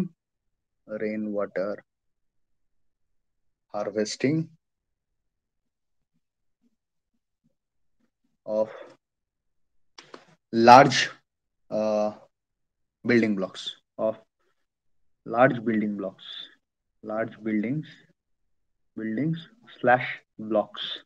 ওকে, বড় বড় যদি এই ধরো অফিস বিল্ডিং রয়েছে কাছে তোমার, বা অনেকগুলো অফিস বিল্ডিং রয়েছে, বড় বড় অ্যাপার্টমেন্ট রয়েছে, তাহলে সেখান থেকে রেন ওয়াটার কালেকশনের একটা এমনি অ্যারেঞ্জমেন্ট করে তুমি এখানে একটা রিচার্জ ওয়েল বানিয়ে দিতে পারো। ঠিক আছে, কারণ সেখান থেকে হিউজ অ্যামাউন্টের ওয়াটার কালেক্ট হওয়ার পসিবিলিটি আছে, ছাদটা অনেক বড়।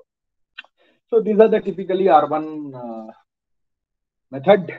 আরবান এরিয়াতে গ্রাউন্ড ওয়াটার অগমেন্ট করার জন্য এই সমস্ত মেথড গুলো টিপিক্যালি ইউজ করা হয়। ঠিক আছে, এছাড়া রুরাল এরিয়াজে কি কি হয়, অনেকগুলো মেথড হয়, তার মধ্যে দুটো পার্টিকুলারলি আজকে ডিসকাস করবো। একটা হচ্ছে চেক ড্যাম, আর একটা হচ্ছে গ্যাবিয়ন স্ট্রাকচার। মুখ্যত মাটির যে সয়েল ইরোশনের ঘটনাটা আমরা দেখেছিলাম, সেই সয়েল ইরোশনের ঘটনাটা কেন হয়েছিল দেখেছিলাম, যে আমরা যে রান অফটা হচ্ছে বৃষ্টিপাতের পরে, সেই রান অফটা প্রচন্ড হাই স্পিডে হয়। তো হাই স্পিডে জল যাওয়ার জন্য সেটা মাটিটাকে ক্ষইয়ে নিয়ে যায়। তো আমি দুটো কাজ করতে পারি। আমার কাছে এখানে গ্রামাঞ্চলে, মুখ্যত গ্রামাঞ্চলগুলোতে বড় বড় বাড়ি অ্যাভেলেবেল নয়, যেটা আমার শহরাঞ্চলে অ্যাভেলেবেল। এবং গ্রামাঞ্চলে আমার অধিকাংশ জায়গা কিন্তু পেভড হয়নি, যেটা এর আগের দিন আমি বলেওছিলাম, যে শহরাঞ্চলে কিন্তু কংক্রিটের জঙ্গল তৈরি হয়ে গেছে, এবং সেখানে মাটি অধিকাংশ ক্ষেত্রে মাটি কিন্তু আমার পেভড হয়ে গেছে। পেভড হয়ে গেছে মানে সেখানে বিটুমিনাস লেয়ার পড়ে গেছে মাটির উপরে, মানে ইম্পারমিয়েবল মাটিটা হয়ে গেছে, রাস্তাঘাট অনেক বেশি হয়েছে। তো তার ফলে কি হয়, বিজনেস কমপ্লেক্স হয়েছে, ল্যান্ডফিল ডাম্প হয়ে গেছে। তো সেই জন্য কি হয় না, মাটিতে জল পার্কোলেটও করতে হবে, ইনফিল্ট্রেশন করতে হবে, তাই না? নইলে আমার গ্রাউন্ড ওয়াটার এর অগমেন্টেশনটা হবে কি করে? যেটা আমি এর আগের বারেও যখন বলেছিলাম, যে রেনফল থেকে রান অফ হওয়ার সময় যে ইনফিল্ট্রেশন হচ্ছে মানে movement of water through the soil, মানে মাটির নিচে চলে যাচ্ছে যে জল, সেই জল কিন্তু মাটির ক্ষয় করাচ্ছে না, মাটির ক্ষয় করাচ্ছে রান অফ। ঠিক আছে, সারফেস ওভারফ্লো, সেইটা অতিরিক্ত স্পিডে যাওয়ার সময় কিন্তু সয়েলের ইরোশন করছে।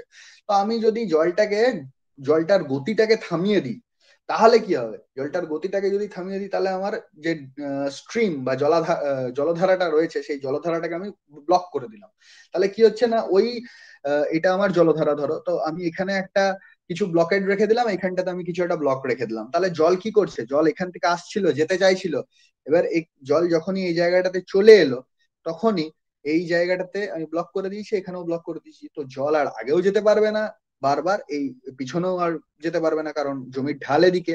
তাহলে এখন কি হলো না, জলকে এই জায়গাটাতেই থেকে যেতে হবে, তো এই জায়গাটাতেই যদি জলকে থেকে যেতে হয় তাহলে গ্র্যাজুয়ালি কি হলো, এই জায়গাটাতে জলের মোশনটা রেস্ট্রিক্টেড হয়ে গেল, জলের গতিবেগটা রেস্ট্রিক্টেড হয়ে গেল, সেই জন্য এই জায়গাটা মাটির ক্ষয় আর হচ্ছে না, কারণ হচ্ছে জল এখানে স্ট্যাটিক রয়েছে। তো স্ট্যাটিক যদি থেকে যায়, স্থিতাবস্থায় যদি থেকে যায়, তাহলে কি করবে, মাটির ভেতরে যে ফুটো আছে তার ফুটো দিয়ে ও নিজে মাটির ভেতরে গলে যাওয়ার চেষ্টা করবে, তার মানে ইনফিল্ট্রেশন করার চেষ্টা করবে, মানে জমির ভেতরেও চলে যাবে, সেই জলটা কিন্তু আর ক্ষয় করছে না মাটি সেই রকম যতটা সে আগে ইন্টেন্স করছিল, তাই না? তো এটাই বেসিক্যালি আমরা করে থাকি। নইলে তুমি ভাবো না, যেমন বেসিন ইরিগেশন আমরা কি করি, যে আমরা একটা বেসিক্যালি নিম্নভূমির চারিদিকে মোটামুটি 6 ইঞ্চির মতন চারদিকে মাটি দিয়ে, কাঁচা মাটির তৈরি লেভি বানাই বা লিভস বানাই, এবং সেই জায়গাটাতে বেসিক্যালি জলে টইটুম্বুর করে দিই, এবং সেইখানে আমরা ক্রপ গুলো মানে গ্রো করি, তাই না?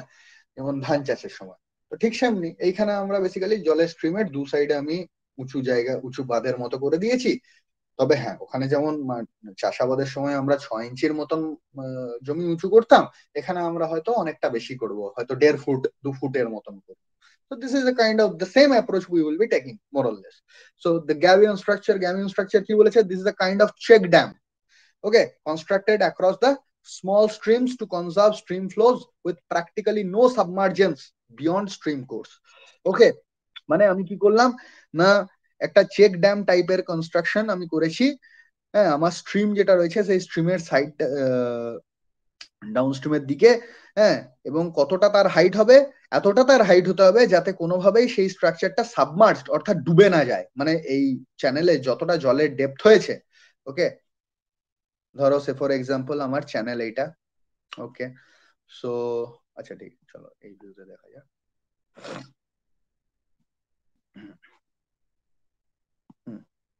সো ধরো আমার চ্যানেল এইটা, আমি এখানে একটা কনস্ট্রাকশন অবস্ট্রাকশন প্রোভাইড করেছি, ঠিক আছে, তো আমার জল আসছে এইখান দিয়ে, তো আমি এটা হচ্ছে আমার একটা ব্যারিয়ার। সো এই ব্যারিয়ারটার হাইট আমি কত দেবো, যেন কোনো অবস্থাতেই এইখানে এই ভ্যালু জলের গতিবেগটা এখানে অবস্ট্রাক্ট হওয়ার জন্য যদি জলের ডেপথটা বাড়তে থাকে, তাহলে সেটা যেন বাড়তে বাড়তে এই অবস্ট্রাকশনটার হাইটের উপরে না চলে যায়, অর্থাৎ অবস্ট্রাকশনটা যাতে সাবমার্জ না হয়ে যায় সেইটা কিন্তু আমায় খেয়াল রাখতে হবে, কাজেই আমার এই অবস্ট্রাকশনটার হাইটটা অ্যাকর্ডিংলি ডিল করতে হবে। So basically what I am doing, আমি এখানে একটা অবস্ট্রাকশন ক্রিয়েট করে দিচ্ছি on the flow path of the stream, okay. So flow path of the স্ট্রিমের এখানে আমি একটা অবস্ট্রাকশন ক্রিয়েট করেছি। অবস্ট্রাকশনটা ক্রিয়েট করা হচ্ছে কি করে, sorry, the height of the such obstruction is normally 0.5 metre, okay, এবং এটা কোন রকমের ইয়ের ক্ষেত্রে প্রযোজ্য, যে এরকম নদী নালাগুলোতে প্রযোজ্য, যেখানে নদী নালা নয়, নর্মালি নালা বা জলাধার, এমনি জলধারা এমনি টাইপের,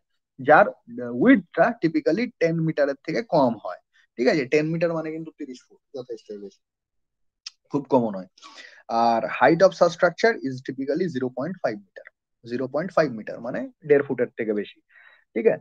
তো যদি excess water overflows the structure, storing some water to reserve as source of recharge, ঠিক আছে, যদি কখনো কোনো কারণে ঝড় বৃষ্টির ফলে এই অতিরিক্ত জল হয়, তাহলে সেই জলটা এখানে ওভারফ্লো করে বেরিয়ে যেতে পারবে, বাট প্রাইমারিলি কিন্তু এটার হাইট যা হবে সেটা এই জলের যা লেভেল সেই জলের লেভেলের থেকে বেশিই থাকবে। বাট আর এইখানে যে অতিরিক্ত পরিমাণে জল রয়েছে আপস্ট্রিম সাইডে, সেই আপস্ট্রিম সাইডের জলটা রিচার্জের জন্য আমরা ইউজ করব, ঠিক আছে। এখানে এই যে জিনিসটা দেখতে পাচ্ছ গ্যাবিয়ন স্ট্রাকচার, এই গ্যাবিয়ন স্ট্রাকচারটা কি না, এটা হচ্ছে একটা small bund across the stream which is made by putting locally available boulder, যা যা লোকালি বোল্ডার অ্যাভেলেবল হয়েছে সেইগুলোকে আমরা a mesh of steel wires and anchor to the stream bank, okay, তার মানে হচ্ছে একটা আয়রন মেশ এবং লোকালি অ্যাভেলেবল বোল্ডার দিয়ে আমি এই গোটা জিনিসটাকে বানাবো। So this is called gabion structure. Now second is called check dam. What is check dam না, চেক ড্যাম এর আগে আমরা যেটা দেখলাম সেটা হচ্ছে যে গ্যাবিয়ন স্ট্রাকচারে আমরা লোকালি অ্যাভেলেবল বোল্ডার দিয়ে বানিয়েছি, এবং তার দুপাশে সরি এবং সেখানে আয়রন মেসও ইউজ করেছি। চেক ড্যামে কি করব না কংক্রিটের সলিড একটা স্ট্রাকচার বানাবো। সো চেক ড্যাম নিয়ে কি বলেছে, তো this is my check dam, এটা হলো আমার একটা check dam. Okay, so check dams are constructed across the small strips having gentle flow. Okay, মানে যে ওপেন চ্যানেলে ফ্লোটা হচ্ছে বা আমার ঢালে ফ্লোটা হচ্ছে সেই ঢালের স্লোপ খুব বেশি নয়, ঠিক আছে।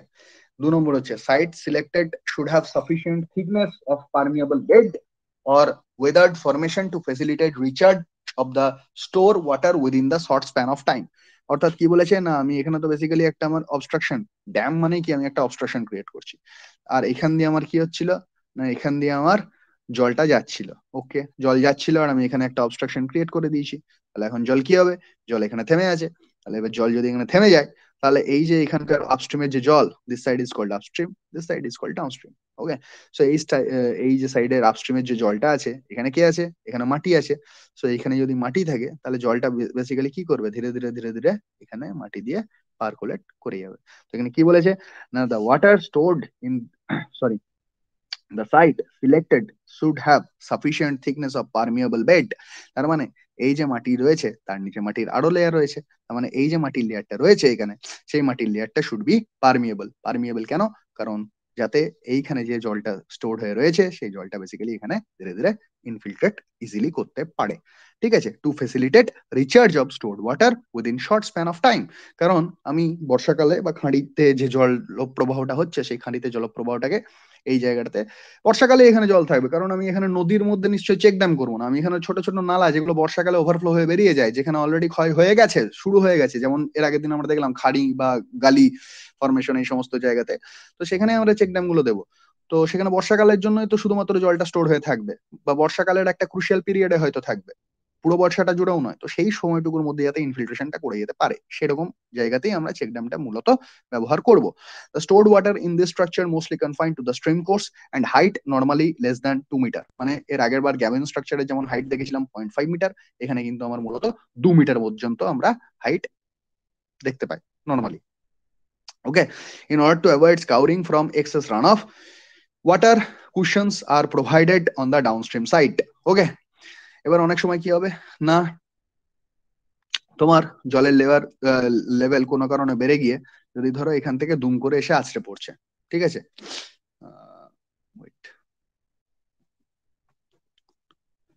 জলের লেভেল ধরো দুম করে ওভারফ্লো এর জন্য এখানে আছড়ে পড়লো, তাহলে কি হচ্ছে না, এখান থেকে জল হাই স্পিডে যাচ্ছিল, তুমি জলটাকে বাধা দিয়েছো, জল এখানে ওভারফ্লো হয়ে এখানে আছড়ে পড়ছে।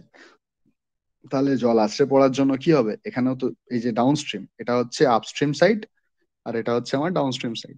তো ডাউনস্ট্রিম সাইডে আমার যে জমিটা রয়েছে, ঠিক আছে, এখানে তো কমন নরম মাটি, তাহলে নরম মাটিতে যদি জল আছড়ে পড়ে তাহলে কি হবে, এই মাটিটা ক্ষইয়ে দেবে, স্কাউট করে দেবে। সেই জন্য আমরা কি করি, আমরা এখানে কিছুটা পরিমাণের জলের ব্যবস্থা রাখি, যাতে এখানেও কিছুটা পরিমাণের জলের লেভেল থাকে, একবারে শুকনো মাটি না হয়, যাতে কিনা জল এখানে ডাইরেক্টলি পড়ে যায়। তাহলে এখানে আমরা এই জিনিসটা কি কাজ করে, এই জিনিসটা একটা ওয়াটার কুশন, এই যে যে পরিমাণ ইয়ে রাখা হয়েছে, ডেপথ রাখা হয়েছে, this acts as a cushion, water cushion. Cushion মানে কি, কুশনের ওপর যদি তুমি খাটের গদিতে কুশন থাকে, সো কুশনের ওপর যদি ঝাঁপাও তাহলে তোমার সেখানে কি হবে, ওটা স্প্রিং লাইক অ্যাকশন হয়ে যাবে, তাই না? তার মানে তোমার এখানে লাগবে না, মাটিটা ক্ষয়প্রাপ্ত হবে না, তোমার গায়েও লাগবে না। ঠিক সেমনি এখানকার জলটাই যদি এখানে জলের লেভেলের মধ্যেও কিছুটা পড়ে, তাহলে সেখানে ডাইরেক্টলি মাটির উপরে আছড়ে পড়ছে না বলে মাটিটা কিছুটা বাঁচবে, বেসিক্যালি স্কাউরিংটা প্রিভেন্ট হবে। ওকে, সো অনেক সময় কি করে না, clay field cement bags R arranged as well as a wall, okay, as a wall, and also being successfully used as a barrier across small nalas। অনেক সময় ছোট ছোট নালাতে এমনি কংক্রিটের মেশিনারি স্ট্রাকচার না বানিয়ে সিমেন্টের ব্যাগ যেগুলোতে শুধুমাত্র বালি ভরা আছে সেগুলো ফেলে দিয়েও অবস্ট্রাকশন আমরা ক্রিয়েট করি। মানে এখানে আর মেশিনারি কিছু করছি না, ইট দিয়েও কিছু বানাচ্ছি না, সিম্পল সিমেন্টের বালি ভর্তি ব্যাগ আমরা সেখানে ফেলে দিয়েও অবস্ট্রাকশন ক্রিয়েট করে দিচ্ছি। সো যা কিছু লোকালি ভাবতে পারো, যা কিছু দেখে এসেছো এতদিন, সেইগুলোই এখানে ব্যবহার করা হয়, ঠিক আছে। তো এখানে কি হয় না, একটা place shallow trench is excavated across the nala and asbestos sheets are put on the two sides। The space between the rows of asbestos sheets across the nala is backfilled with clay। Okay, আর এখানে কি বলেছে না, to harness the maximum run of the stream, series of such check dams are constructed to have recharge on a regional scale. অর্থাৎ series of, okay, so let us suppose এটা হচ্ছে আমার স্ট্রিমটা, বা কি বলবো, যে জলধারাটা যাচ্ছিল, যাওয়ার কথা ছিল, সে তার একটা মাইল্ড স্লোপ রয়েছে। ওকে, আমি এখানে একটা চেক ড্যাম প্রোভাইড করলাম, I am providing a check dam over here. আমি এখানে আর একটা চেক ড্যাম প্রোভাইড করলাম। So series of check dam, so আর একটু আগিয়ে দিই, আমি এখানে আর একটা চেক ড্যাম প্রোভাইড করলাম। ওকে, সো এই সিরিজ অফ, সো আমি এখান দিয়ে জল যাওয়ার কথা ছিল। ওকে, সো জল এখানে আমি কনস্ট্রাকশন করার জন্য জল এখান দিয়ে যখন যাচ্ছে, সো এই গোটা রাস্তাটা জুড়ে জুড়ে জলের আমার কি হচ্ছে না, জল বেসিক্যালি আমার আহ, যে লেভেল, সেই লেভেলটা কিন্তু প্রপারলি মেনটেন হয়ে থাকছে। এবং এই এই যে চেক ড্যাম গুলো প্রোভাইডেড হচ্ছে along the path of the water, so এই চেক ড্যাম গুলোকে বলা হয় series of check dams are constructed. এর ফলে কি benefit, series of check dams are constructed basically. তো এর ফলে কি বেনিফিট হচ্ছে না,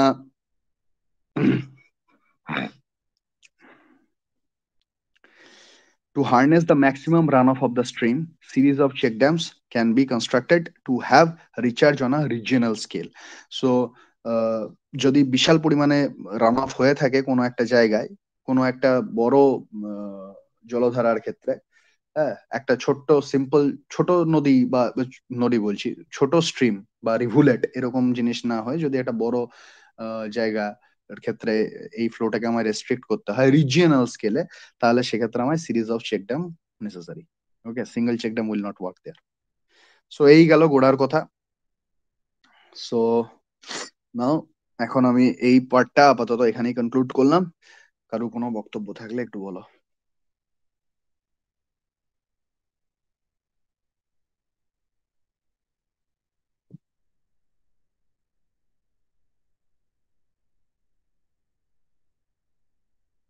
বলো, কিছু বক্তব্য আছে?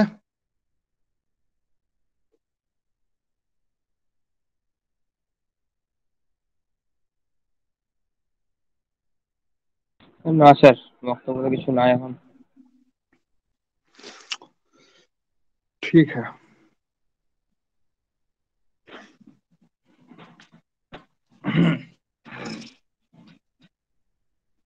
তো ওয়াটারশেড ম্যানেজমেন্ট আমরা আপাতত কমপ্লিট করলাম। এবার আমরা নতুন আর একটা টপিকে মুভ করব, ঠিক আছে?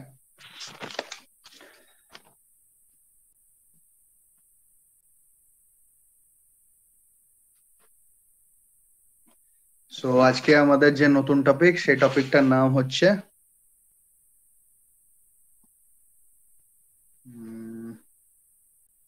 Water requirements of crops.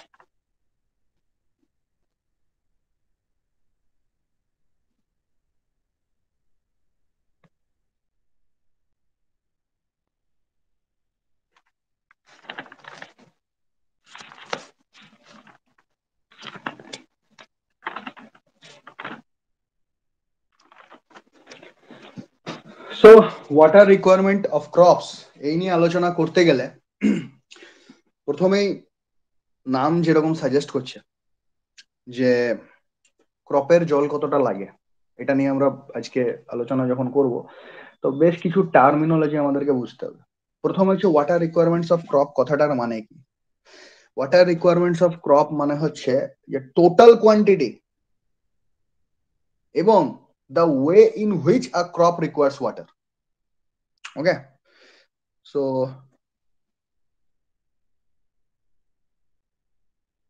এই টার্মটার মানে কি, this term means the total quantity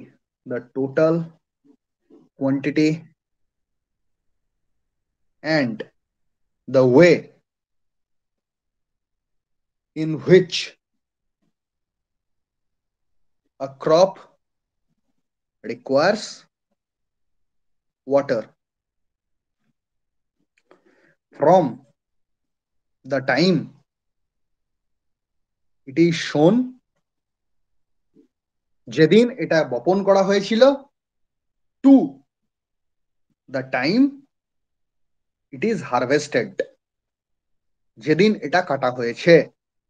okay, so যেদিন আমরা বীজ বপন করলাম থেকে শুরু করে যেদিন আমরা ফসলটা কাটলাম, সেই সময়ের মধ্যে ক্রপ শস্যটা যেভাবে যত পরিমাণের জল গ্রহণ করছে, that is basically comes under water requirements of crop. ঠিক, তো এই কনটেক্সটে আমাদের কাছে দুটো শব্দ, অনেকগুলো শব্দ খুব ইম্পর্টেন্ট হবে, তার মধ্যে প্রথম আমরা যে শব্দ দুটো দিয়ে শুরু করব আজকে আমাদের এই চ্যাপ্টার, তার নাম হচ্ছে crop period and base period. Okay, the first terminology এই কনটেক্সটে যেটা আমাদের জানতে হবে তার নাম হচ্ছে crop period. crop period, C, and second one is base period,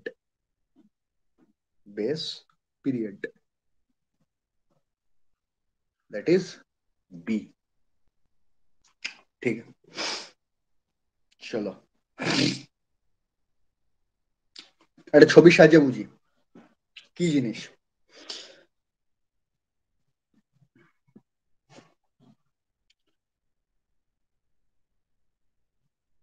ধরো কৃষ্ণ নিজের জমিতে আজকে বীজ ফেললো,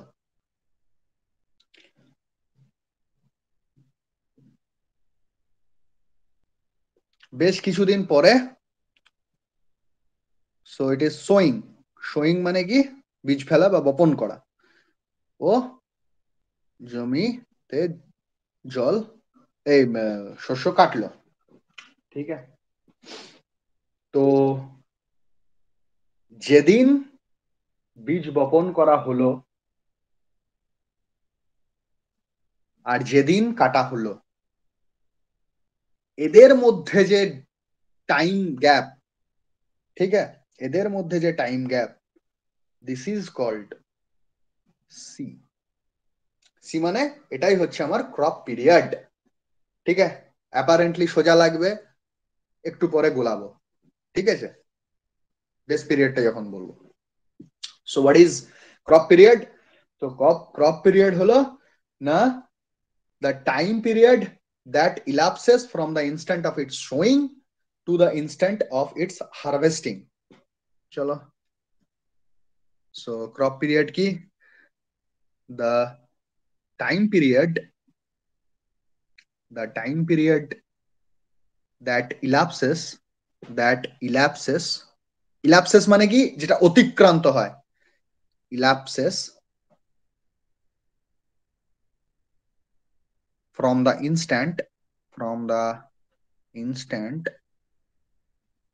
of its showing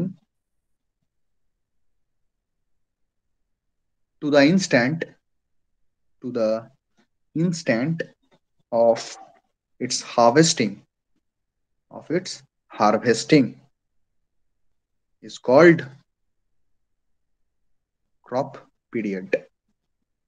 ঠিক আছে, মানে যেদিন আমি ফসল বপন করলাম এবং যেদিন আমি ফসল কাটলাম, এদের মাঝখানে যে সময়টা অতিক্রান্ত হয়েছে, ইলাপসিস মানে কি অতিক্রান্ত হয়েছে, the time period that elapses from instant of its sowing to the instant of its harvesting is called crop period.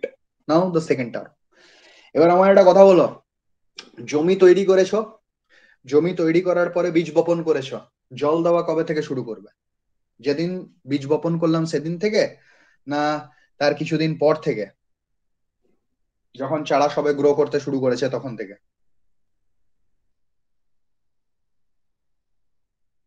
কিছুদিন পর থেকে।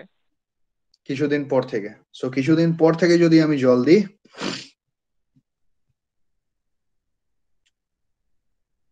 সো ওকে, কিছুদিন পর থেকে জল দিলাম। যেদিন কাটবো সেদিন অব্দি জল দেবো, না তার 2-3 দিন আগে অব্দি জল দেবো? তার কিছুদিন আগে অব্দি জল দেবো। So this is called B. B means what? Base period. Okay, so what is base period? Base period হচ্ছে, base period তাহলে কি? বেস পিরিয়ড কে আমি ডিফাইন করতে চাইছি, বেস পিরিয়ড কে কিভাবে ডিফাইন করবো বলো? তাহলে বেস যতদিন পিরিয়ড, থাকবে। So B, that is base period. Base period হচ্ছে the time between fast watering of a crop at the time of its showing. বীজ বপন করার সময় যেদিন আমি প্রথম জল দিয়েছিলাম, two the last watering before harvesting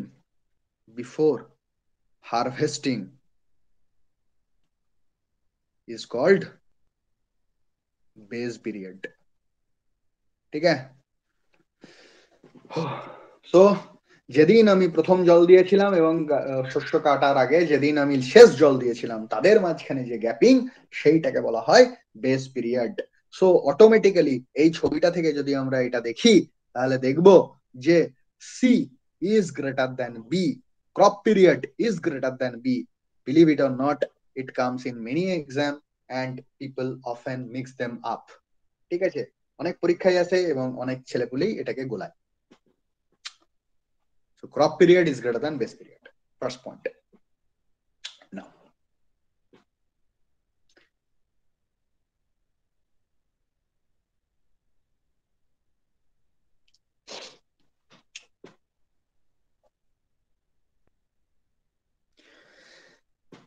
okay, another beautiful term, that is paleo. What is paleo? Okay, what is paleo? Paleo হচ্ছে sometime if the soil is in the initial stages, অনেক সময় হয় না যে soil খুব initial stage is dry enough, ঠিক? soil initial stage খুব dry থাকে, খুব শুকনো থাকে, তখন আমরা কি করি না, তখন আমরা ওয়াটার অ্যাপ্লাই করি সয়েলে, যাতে সেই সয়েলটা একটু ময়েস্ট হয়। ঠিক আছে, একটু ময়েস্ট হয়। যখন আমরা মানে বীজ বপন করার আগে তো মাটি খুব শুকনো থাকে। এবার তোমাদের মধ্যে কেউ প্রশ্ন করলো না তো যে মাটিটা যখন তৈরি করছি তখনও তো স্যার জল দিচ্ছি, সেটাকে ধরবো না?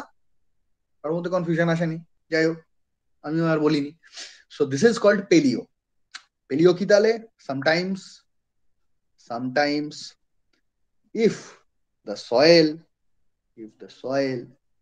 in the initial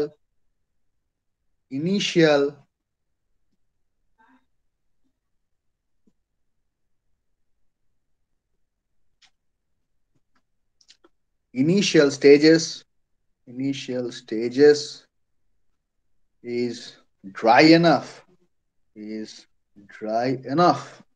water is applied to moisten the soil prior to sowing.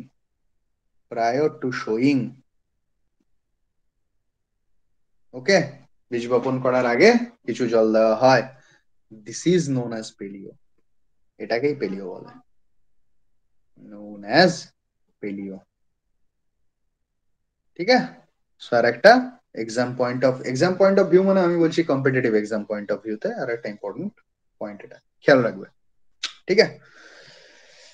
Anyway, নাও তো আমরা কি কি বিষয়ে ফোকাস করেছি? 1 নম্বর হচ্ছে যেদিন থেকে আমি ফসল বপন করেছি, বীজ বপন করেছি, আর যেদিন থেকে আমি কাটবো তার মাঝখানে যতটা জল কনজিউম করবে গাছপালা বা ক্রপ, এবং যেভাবে ক্রপ কনজিউম করবে, all comes under this topic, water requirements of crops. ঠিক? So এই কনটেক্সটে এটা খুব ইম্পর্টেন্ট শব্দ, সেটা হচ্ছে ডেল্টা। তো কতটা জল ক্রপ কনজিউম করবে, কতটা জলের প্রয়োজন আছে প্রত্যেকটা ক্রপের, সেটা তো আলাদা। যেমন তুমি গম চাষে কতটা জল দেবে, আখ চাষে কতটা জল দেবে, বা ধান চাষে কতটা জল দেবে, সেটা তো একটা ফিক্সড অ্যামাউন্টের নয়। বিভিন্ন ক্রপের বিভিন্ন অ্যামাউন্টের জলের প্রয়োজনীয়তা আছে, তাই না? আবার এই জলের প্রয়োজনীয়তাটা তোমার জেনে লাভ কি? তোমার বাড়িতে জমি নেই, তোমার চাষাবাদ করে লাভ নেই, কিন্তু তুমি সিভিল ইরিগেশন পড়ছো। কাজে তোমার কাজ কি হবে? তোমার কাজ হবে খেতে জল সাপ্লাই করাটাকে রেগুলেট করা। কৃষকদের কতটা পরিমাণের জল লাগবে সেই ব্যবস্থাপনাটা তোমায় করতে হবে, ঠিক আছে? তো সেই জন্য তোমাকে আইডিয়াটা থাকতে হবে যে আপনার আলুর জমি আছে, তাহলে আপনার তো এত জল লাগার কথা। আপনি এই মাসে কেন জলটা ক্লেম করছেন? আপনার তো এই মাসে ফসল হওয়ার কথা। আপনার তো এতটুকু জমি আছে, আপনার তো এর বেশি জল লাগার কথা নয়। এই বিষয়গুলো বিবেচনা তো তোমাকেই করতে হবে, কারণ তুমি ইরিগেশন ডিপার্টমেন্টে থাকবে। So now we will be looking at delta of crop. What is delta of crop? Let us understand. Delta of crop. Okay. What is delta of crop? Every crop requires a certain amount of water after a certain fixed interval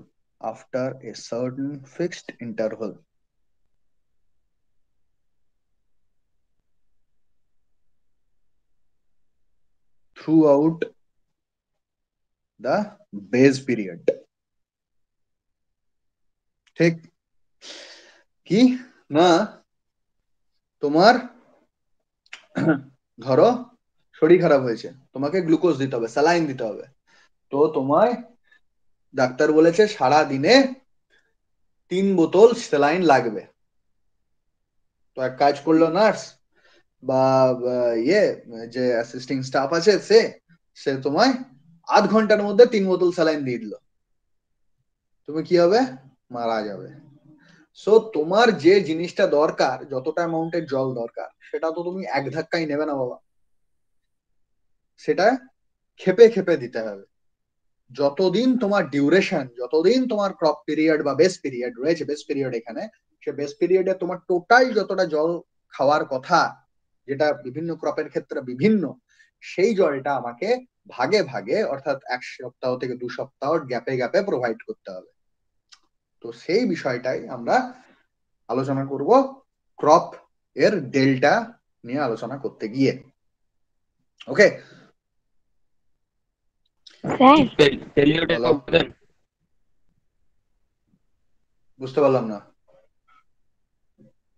বলো। Sir বলছি পেলিওটা একবার বলে দেন। পেলিওটা কি?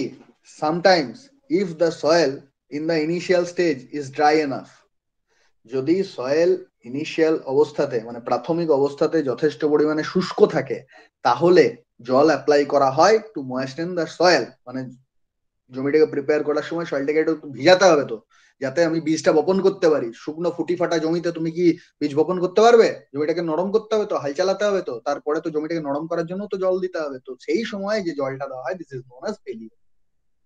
ঠিক আছে? তো এটা prior two preparation of the sewing আমরা জলটা অ্যাপ্লাই করি, দিস ইজ পেলিও। আর স্যার ডেল্টার স্যার ইউনিটটা কি হয়? বলো কিসে? ডেল্টার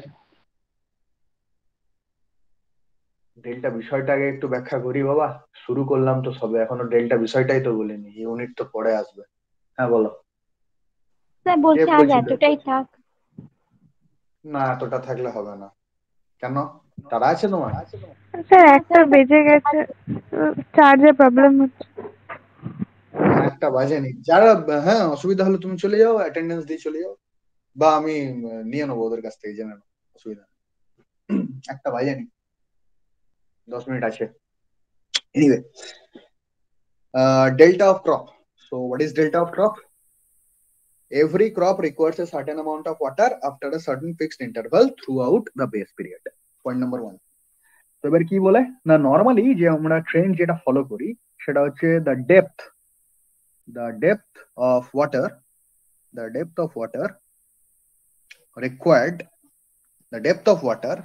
required every time is in range of 5 to 10 centimetre.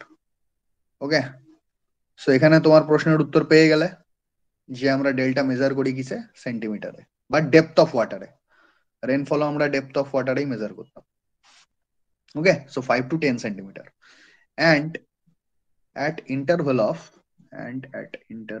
of 6 to 15 days. Okay, typically যেটা করা হয়, এটা আমি अगेन বলছি, এটা টিপিক্যালি, এটা general trend, not it is guaranteed যে এটাই আমার মানে লেখা আছে এরকম নয়। এটা জেনারেলি করা হয় যে আমরা 6 থেকে 15 দিন বাদে 5 থেকে 10 সেন্টিমিটার ওয়াটার ফিল্ডে অ্যাপ্লাই করি। ওকে, Haynes total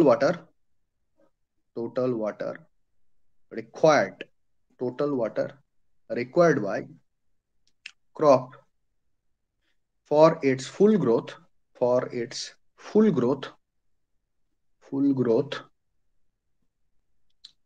is termed as delta. So delta কি জিনিস? So delta হলো একটা বিশেষ মানে কোনো একটি ক্রপের তার বেস পিরিয়ড যাবত যত পরিমাণের জল প্রয়োজন সেই জলটাকে বলা হয় ডেল্টা। কি ইউনিটে মেজার করা হয়? The depth of water required. So depth of water মানে এখানে মেজারমেন্টের ইউনিট হচ্ছে সেন্টিমিটার। 2 নম্বর, এখানে আরেকটা গুরুত্বপূর্ণ পয়েন্ট, সেটা হচ্ছে the depth of water required every time is in the range of 5 centimetre to 10 centimetre at the interval of 6 to 15 days. Okay, 6 থেকে 15 দিন পর পর আমরা সাইটে 5 থেকে 10 সেন্টিমিটার পর্যন্ত জল জেনারেলি সাপ্লাই করি। সো এইখানে প্রত্যেকটি পয়েন্ট নাম্বার 1, পয়েন্ট নাম্বার 2, ওকে, এই দুটি পয়েন্টই মারাত্মকভাবে ইম্পর্টেন্ট ফ্রম প্র্যাকটিক্যাল কনসিডারেশনস। আমি রিপিটেডলি কথাটা বলবো না যে এটা ইন্টারভিউ বা ইয়ের জন্য ইম্পর্টেন্ট, কম্পিটিটিভ এক্সামের জন্য, বাট হ্যাঁ, এই প্রত্যেকটা স্টেটমেন্ট যতটুকু বলবো প্রত্যেকটাই হচ্ছে কম্পিটিটিভ এক্সামের জন্য খুব ইম্পর্টেন্ট। এবং সেই সঙ্গে সঙ্গে তোমার প্র্যাকটিক্যাল যখন সাইডে যাবে তখন এই মানে ফান্ডামেন্টালস গুলো আগে কাজে লাগবে। সো প্র্যাকটিক্যাল কনসিডারেশন থেকে একটু রেখে এই সাবজেক্টটাকে পড়বো। সো এবার দেখে নি টিপিক্যালি কতগুলো মানে ক্রপ আছে, তাদের কত প্রেসক্রাইবড ডেল্টা হয়। ওকে, अगेन ভেরি ইম্পর্টেন্ট, এটা মনে রাখার চেষ্টা করবে। average approximate value of delta, average approximate value of delta for different crops, বিভিন্ন ক্রপস এর কত অ্যাভারেজ অ্যাপ্রক্সিমেট ভ্যালু আছে। Okay, so crops delta, so delta সেন্টিমিটারে মেজার করা হবে, টিপিক্যালি সেন্টিমিটার বা ডেপথ অফ ওয়াটার। ফার্স্টে সুগার কেন মানে আখ, কত লাগে? 120 সেন্টিমিটার, 120 সেন্টিমিটার। রাইস, যেগুলো স্টার পড়ছে সেগুলো স্বপ্নেও ভুলো না, 120। ফ্রুটস 60। ফ্রুটস বলতে বিভিন্ন রকমের ফল হয়, প্রত্যেকটা ফল নয়, টিপিক্যাল ট্রেন্ড হচ্ছে অ্যারাউন্ড 60। কারোর 45 হতে পারে, কারোর 72 হতে পারে, কারোর 70 হতে পারে, but 60 centimetre average range. Vegetables, আচ্ছা, এটা কি সব ফলের ক্ষেত্রে সমান হয় না, মানে কিছু কিছু ক্ষেত্রে যেগুলো আম জাম এরকম আলাদা আলাদা? কথাটা আমি কি বললাম যে ফ্রুটস হচ্ছে একটা জেনারেল টার্মিনোলজি, কারোর ক্ষেত্রে 45 হতে পারে, কারোর ক্ষেত্রে 72 হতে পারে, আমি অ্যাভারেজ ভ্যালু বললাম। ঠিক আছে, মানে ফল বিশেষে আলাদা আলাদা হবে, কিন্তু বেশি ভায়োলেশনও হবে না, 60-এর কাছাকাছি থাকবে। 50 হতে পারে, 52 হতে পারে, 72 হতে পারে। বাট নর্মালি 60 হবে। 60-এর সঙ্গে 120 যেমন অনেকটা ভায়োলেশন, অনেকটা ডিফারেন্স, সেরকম কিছু হবে না। ঠিক আছে? Vegetables 45 another important. এবার সেটা ফুলকপি হলে হয়তো 40 হলো, বাঁধাকপি হলে 47 হলো, সেরকমও হতে পারে, বাট এটা average value. 45 is the average. যে কোনো ভেজিটেবলস এর জন্য এরকম অ্যামাউন্টের জল লাগে normally. Wheat 40, wheat and rice 40। গমের জন্য যতটা জল লাগে রাইসের তার 3 গুণ বেশি জল লাগে। Barley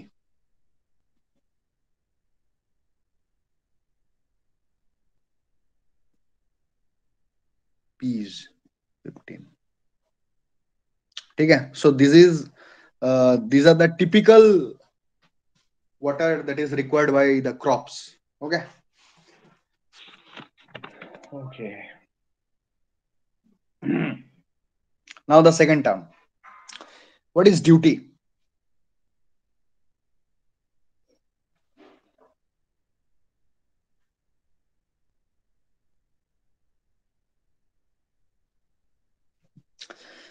Duty actually represents area. Actually represents area. Basically, duty means volume of water supplied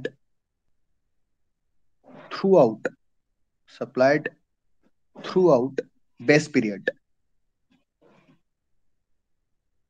Okay, supplied throughout base period. অর্থাৎ যদি আমার বেস পিরিয়ড বি হয় 24 ঘন্টা 3600 সেকেন্ড, যদি আমি জল 1 কিউবিক মিটার জল সাপ্লাই করি, তাহলে যত পরিমাণের আমার জল সাপ্লাই করতে হবে সেইটা হচ্ছে আমার this amount. Area irrigated by this volume D is equal to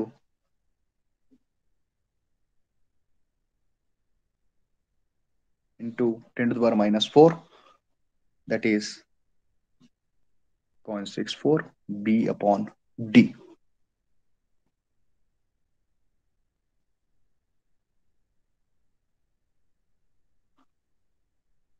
চলো দেখো ডিউটিটা দেখো। সো ডিউটি কি? ডিউটি হচ্ছে মুখ্যত রিপ্রেজেন্ট করে এরিয়াকে। ওকে, আমি কি বলছি? আমি বলছি 1 cubic metre, 1 cumec, that is 1 metre cube per second, এই ডিসচার্জ 24 ঘন্টা ধরে 3600 সেকেন্ড ধরে 24 ঘন্টা ধরে আমি মানে B is the base period, base period ধরে যদি আমি এই ডিসচার্জ আমি একটা জায়গাতে কোনো একটা জমিতে সাপ্লাই করি, তাহলে how much quantity of water I will be supplying. এই প্রশ্নটার উত্তর কত? এই প্রশ্নটার উত্তর কি এটা লেখা যায়? 8,86400 this much of volume of water I will be supplying to the field, লিখতে পারি?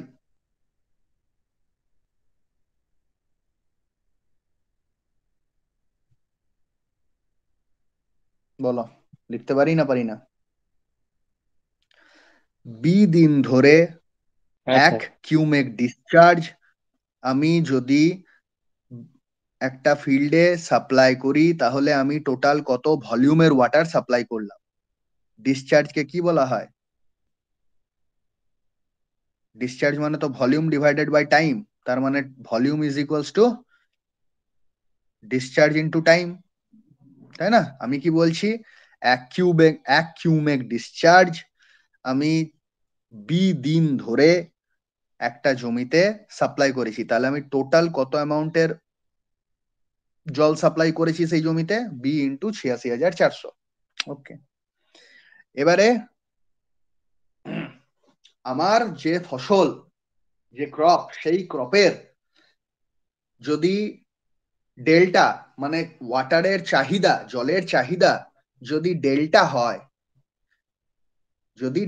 হয় এবং সে যদি ডি হেক্টর জমিতে তার অবস্থিতি হয়, ডি হেক্টর জমিতে আমি একটা ফসল ফলাচ্ছি যার বেস পিরিয়ড হলো বি এবং যার জলের চাহিদা হলো ডেল্টা, এটা হচ্ছে আমার সিচুয়েশন। তাহলে আমি কি বললাম, duty is basically representing the area. তাহলে D hectare, so D hectare, delta represent করা হয় ডেল্টা সেন্টিমিটারে। তাহলে আমরা কি বলতে পারি, এইটাকে আমি যদি ইউনিটের রেসপেক্টে আনি তাহলে হচ্ছে ডি ইন্টু 10⁴ মিটার স্কোয়ার লিখতে পারি, কারণ প্রথম দিনই বলে দিয়েছিলাম এক হেক্টর মানে 10⁴ metre square. So D into 10⁴ metre square. আর ডেল্টাটা কি ছিল স্যার? ডেল্টা সেন্টিমিটারে ছিল, তাই তো?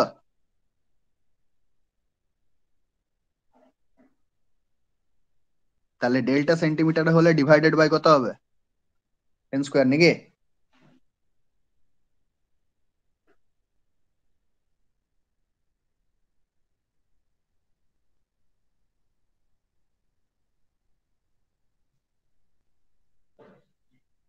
কি হলো বলো?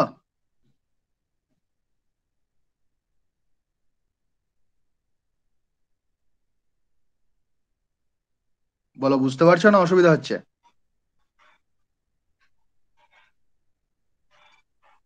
হ্যাঁ স্যার, বুঝতে পারছি, কিন্তু এখানে কি স্যার হয়েছে বলো, কি অসুবিধা ডেল্টা হচ্ছে বলো? ওখানে স্যার আবার কি লিখলেন ওটা বোঝা যাচ্ছে না। মানে ওয়ান। দেখো, সো টোটাল কতটা অ্যামাউন্টের জল জমিতে যাচ্ছে সেটা বুঝতে পারলে তো, যে বি ইন্টু 86,400 মিটার কিউবের জল আমি জমিতে যাচ্ছে, ঠিক আছে? এইবারে যদি আমার জমিতে যে আমার যদি ডি হেক্টর অ্যামাউন্টের জমি থাকে, ওকে, ডি হেক্টর অ্যামাউন্টের জমি থাকে এবং সেখানে তাহলে ডি হেক্টর অ্যামাউন্টের জমি এবং সেখানে আমার ডেল্টা সেন্টিমিটার যদি আমার জলের চাহিদা হয়ে থাকে, ঠিক আছে, এবং ডেল্টা এই সেন্টিমিটার আমার যদি সেখানে জলের চাহিদা হয়ে থাকে, তাহলে আমি কি করব? তাহলে আমার এই এই যে টোটাল ভলিউম, এই টোটাল ভলিউমটা ডেফিনেটলি এটার সঙ্গে ম্যাচ আপ করতে হবে।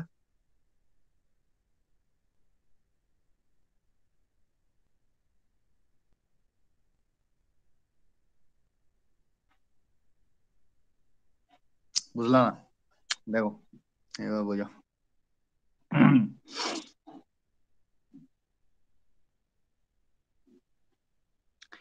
ডি হেক্টর এরিয়াতে crop requires delta centimeter amount water, তাহলে total volume of water required D into 10⁴ into 10⁻² into delta meter cube, that is D into delta into 10⁻² meter cube লিখতে পারি? হ্যাঁ sir. Okay,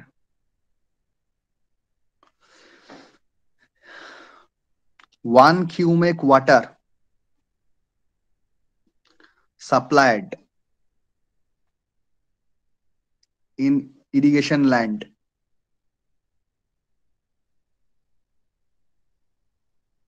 for 24 hours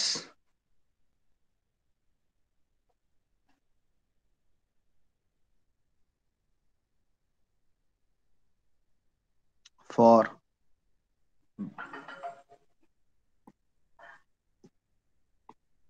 entire base period B. That implies total quantity of water required water supplied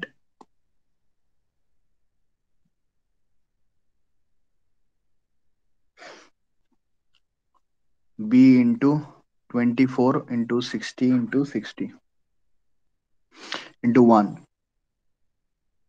ठीक है, এত metre cube লিখতে পারি? হ্যাঁ sir. ওকে,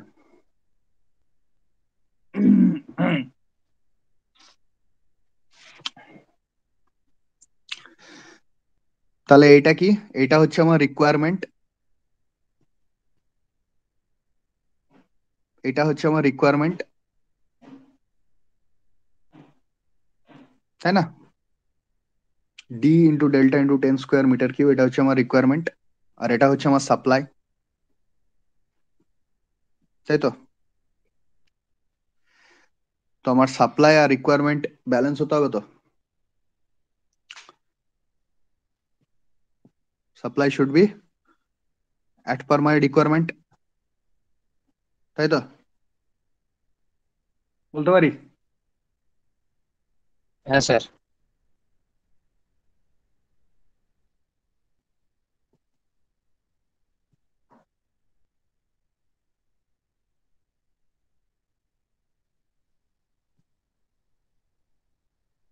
ठीक है,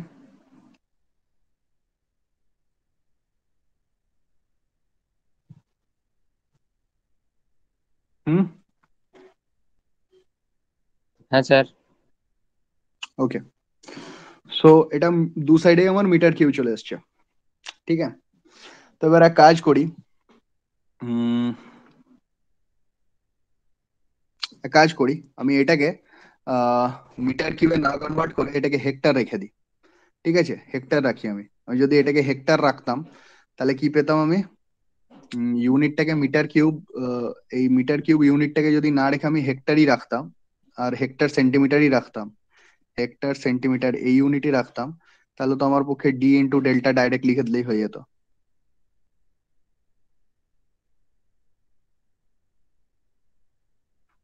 ঠিক? স্যার তাও হতো। হুম, ওকে, এটা মাথায় রাখবে। So D, D is equals to কি হবে? সো 864 বি अपॉन डेल्टा, ঠিক?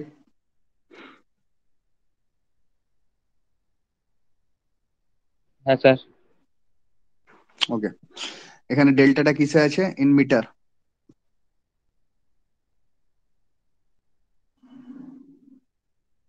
ডেল্টাটা আমি মিটারে এক্সপ্রেস করে দিয়েছি।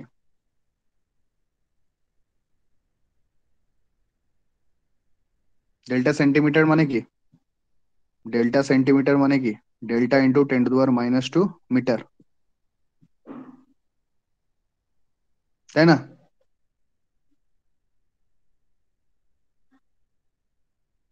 হ্যাঁ স্যার তাই তাই তো? আছে।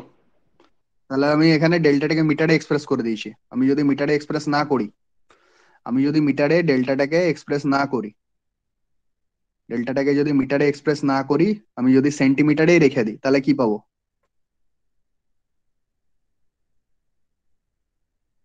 স্যার ওই 10⁻² ইয়ে করতে হবে, গুণ করতে হবে। তাহলে এটাকে যদি আমি ডেল্টা কে যদি আমি সেন্টিমিটারে এক্সপ্রেস করি, তাহলে কি করব? এখানে মডিফাই করব কি? 864 বি ইন্টু ডেল্টাটাকে মিটারের জায়গায় সেন্টিমিটারে নিয়ে যাবো, তো কত হবে? 100 ডেল্টা, ডেল্টা ইন সেন্টিমিটার, যদি ডেল্টাটাকে সেন্টিমিটারে করি, তাই তো? হ্যাঁ স্যার। ডেল্টাটাকে মিটারে এক্সপ্রেস করলে 864 বি বাই ডেল্টা, ডেল্টাটাকে সেন্টিমিটারে এক্সপ্রেস করলে 8.64 B by delta. So this is this is ঠিক আছে। সো ডিউটি আর ডেল্টার মধ্যে কি পার্থক্য বোঝা গেল? তাহলে বেসিক্যালি ডিউটি কি না, ডিউটি, তাহলে ডিউটির ইউনিট কি না, ডিউটির ইউনিট হলো হেক্টর পার কিউমেক। ওকে, হেক্টর পার কিউমেক, অর্থাৎ 1 কিউমেক ওয়াটার যদি কোনো একটি ক্রপের সমগ্র বেস পিরিয়ড ধরে তার সেই জমিতে 24 ঘন্টা যদি সেই জমিতে 1 কিউমেক ডিসচার্জ অ্যাপ্লাই করা হয়, তাহলে সেই জল যতটা জমিকে সাপ্লাই করতে পারবে সেটাই হচ্ছে সেটার duty.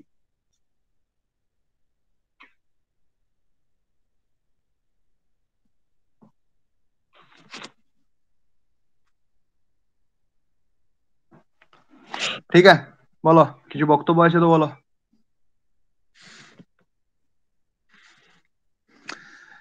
Now average approximate duty of different crops.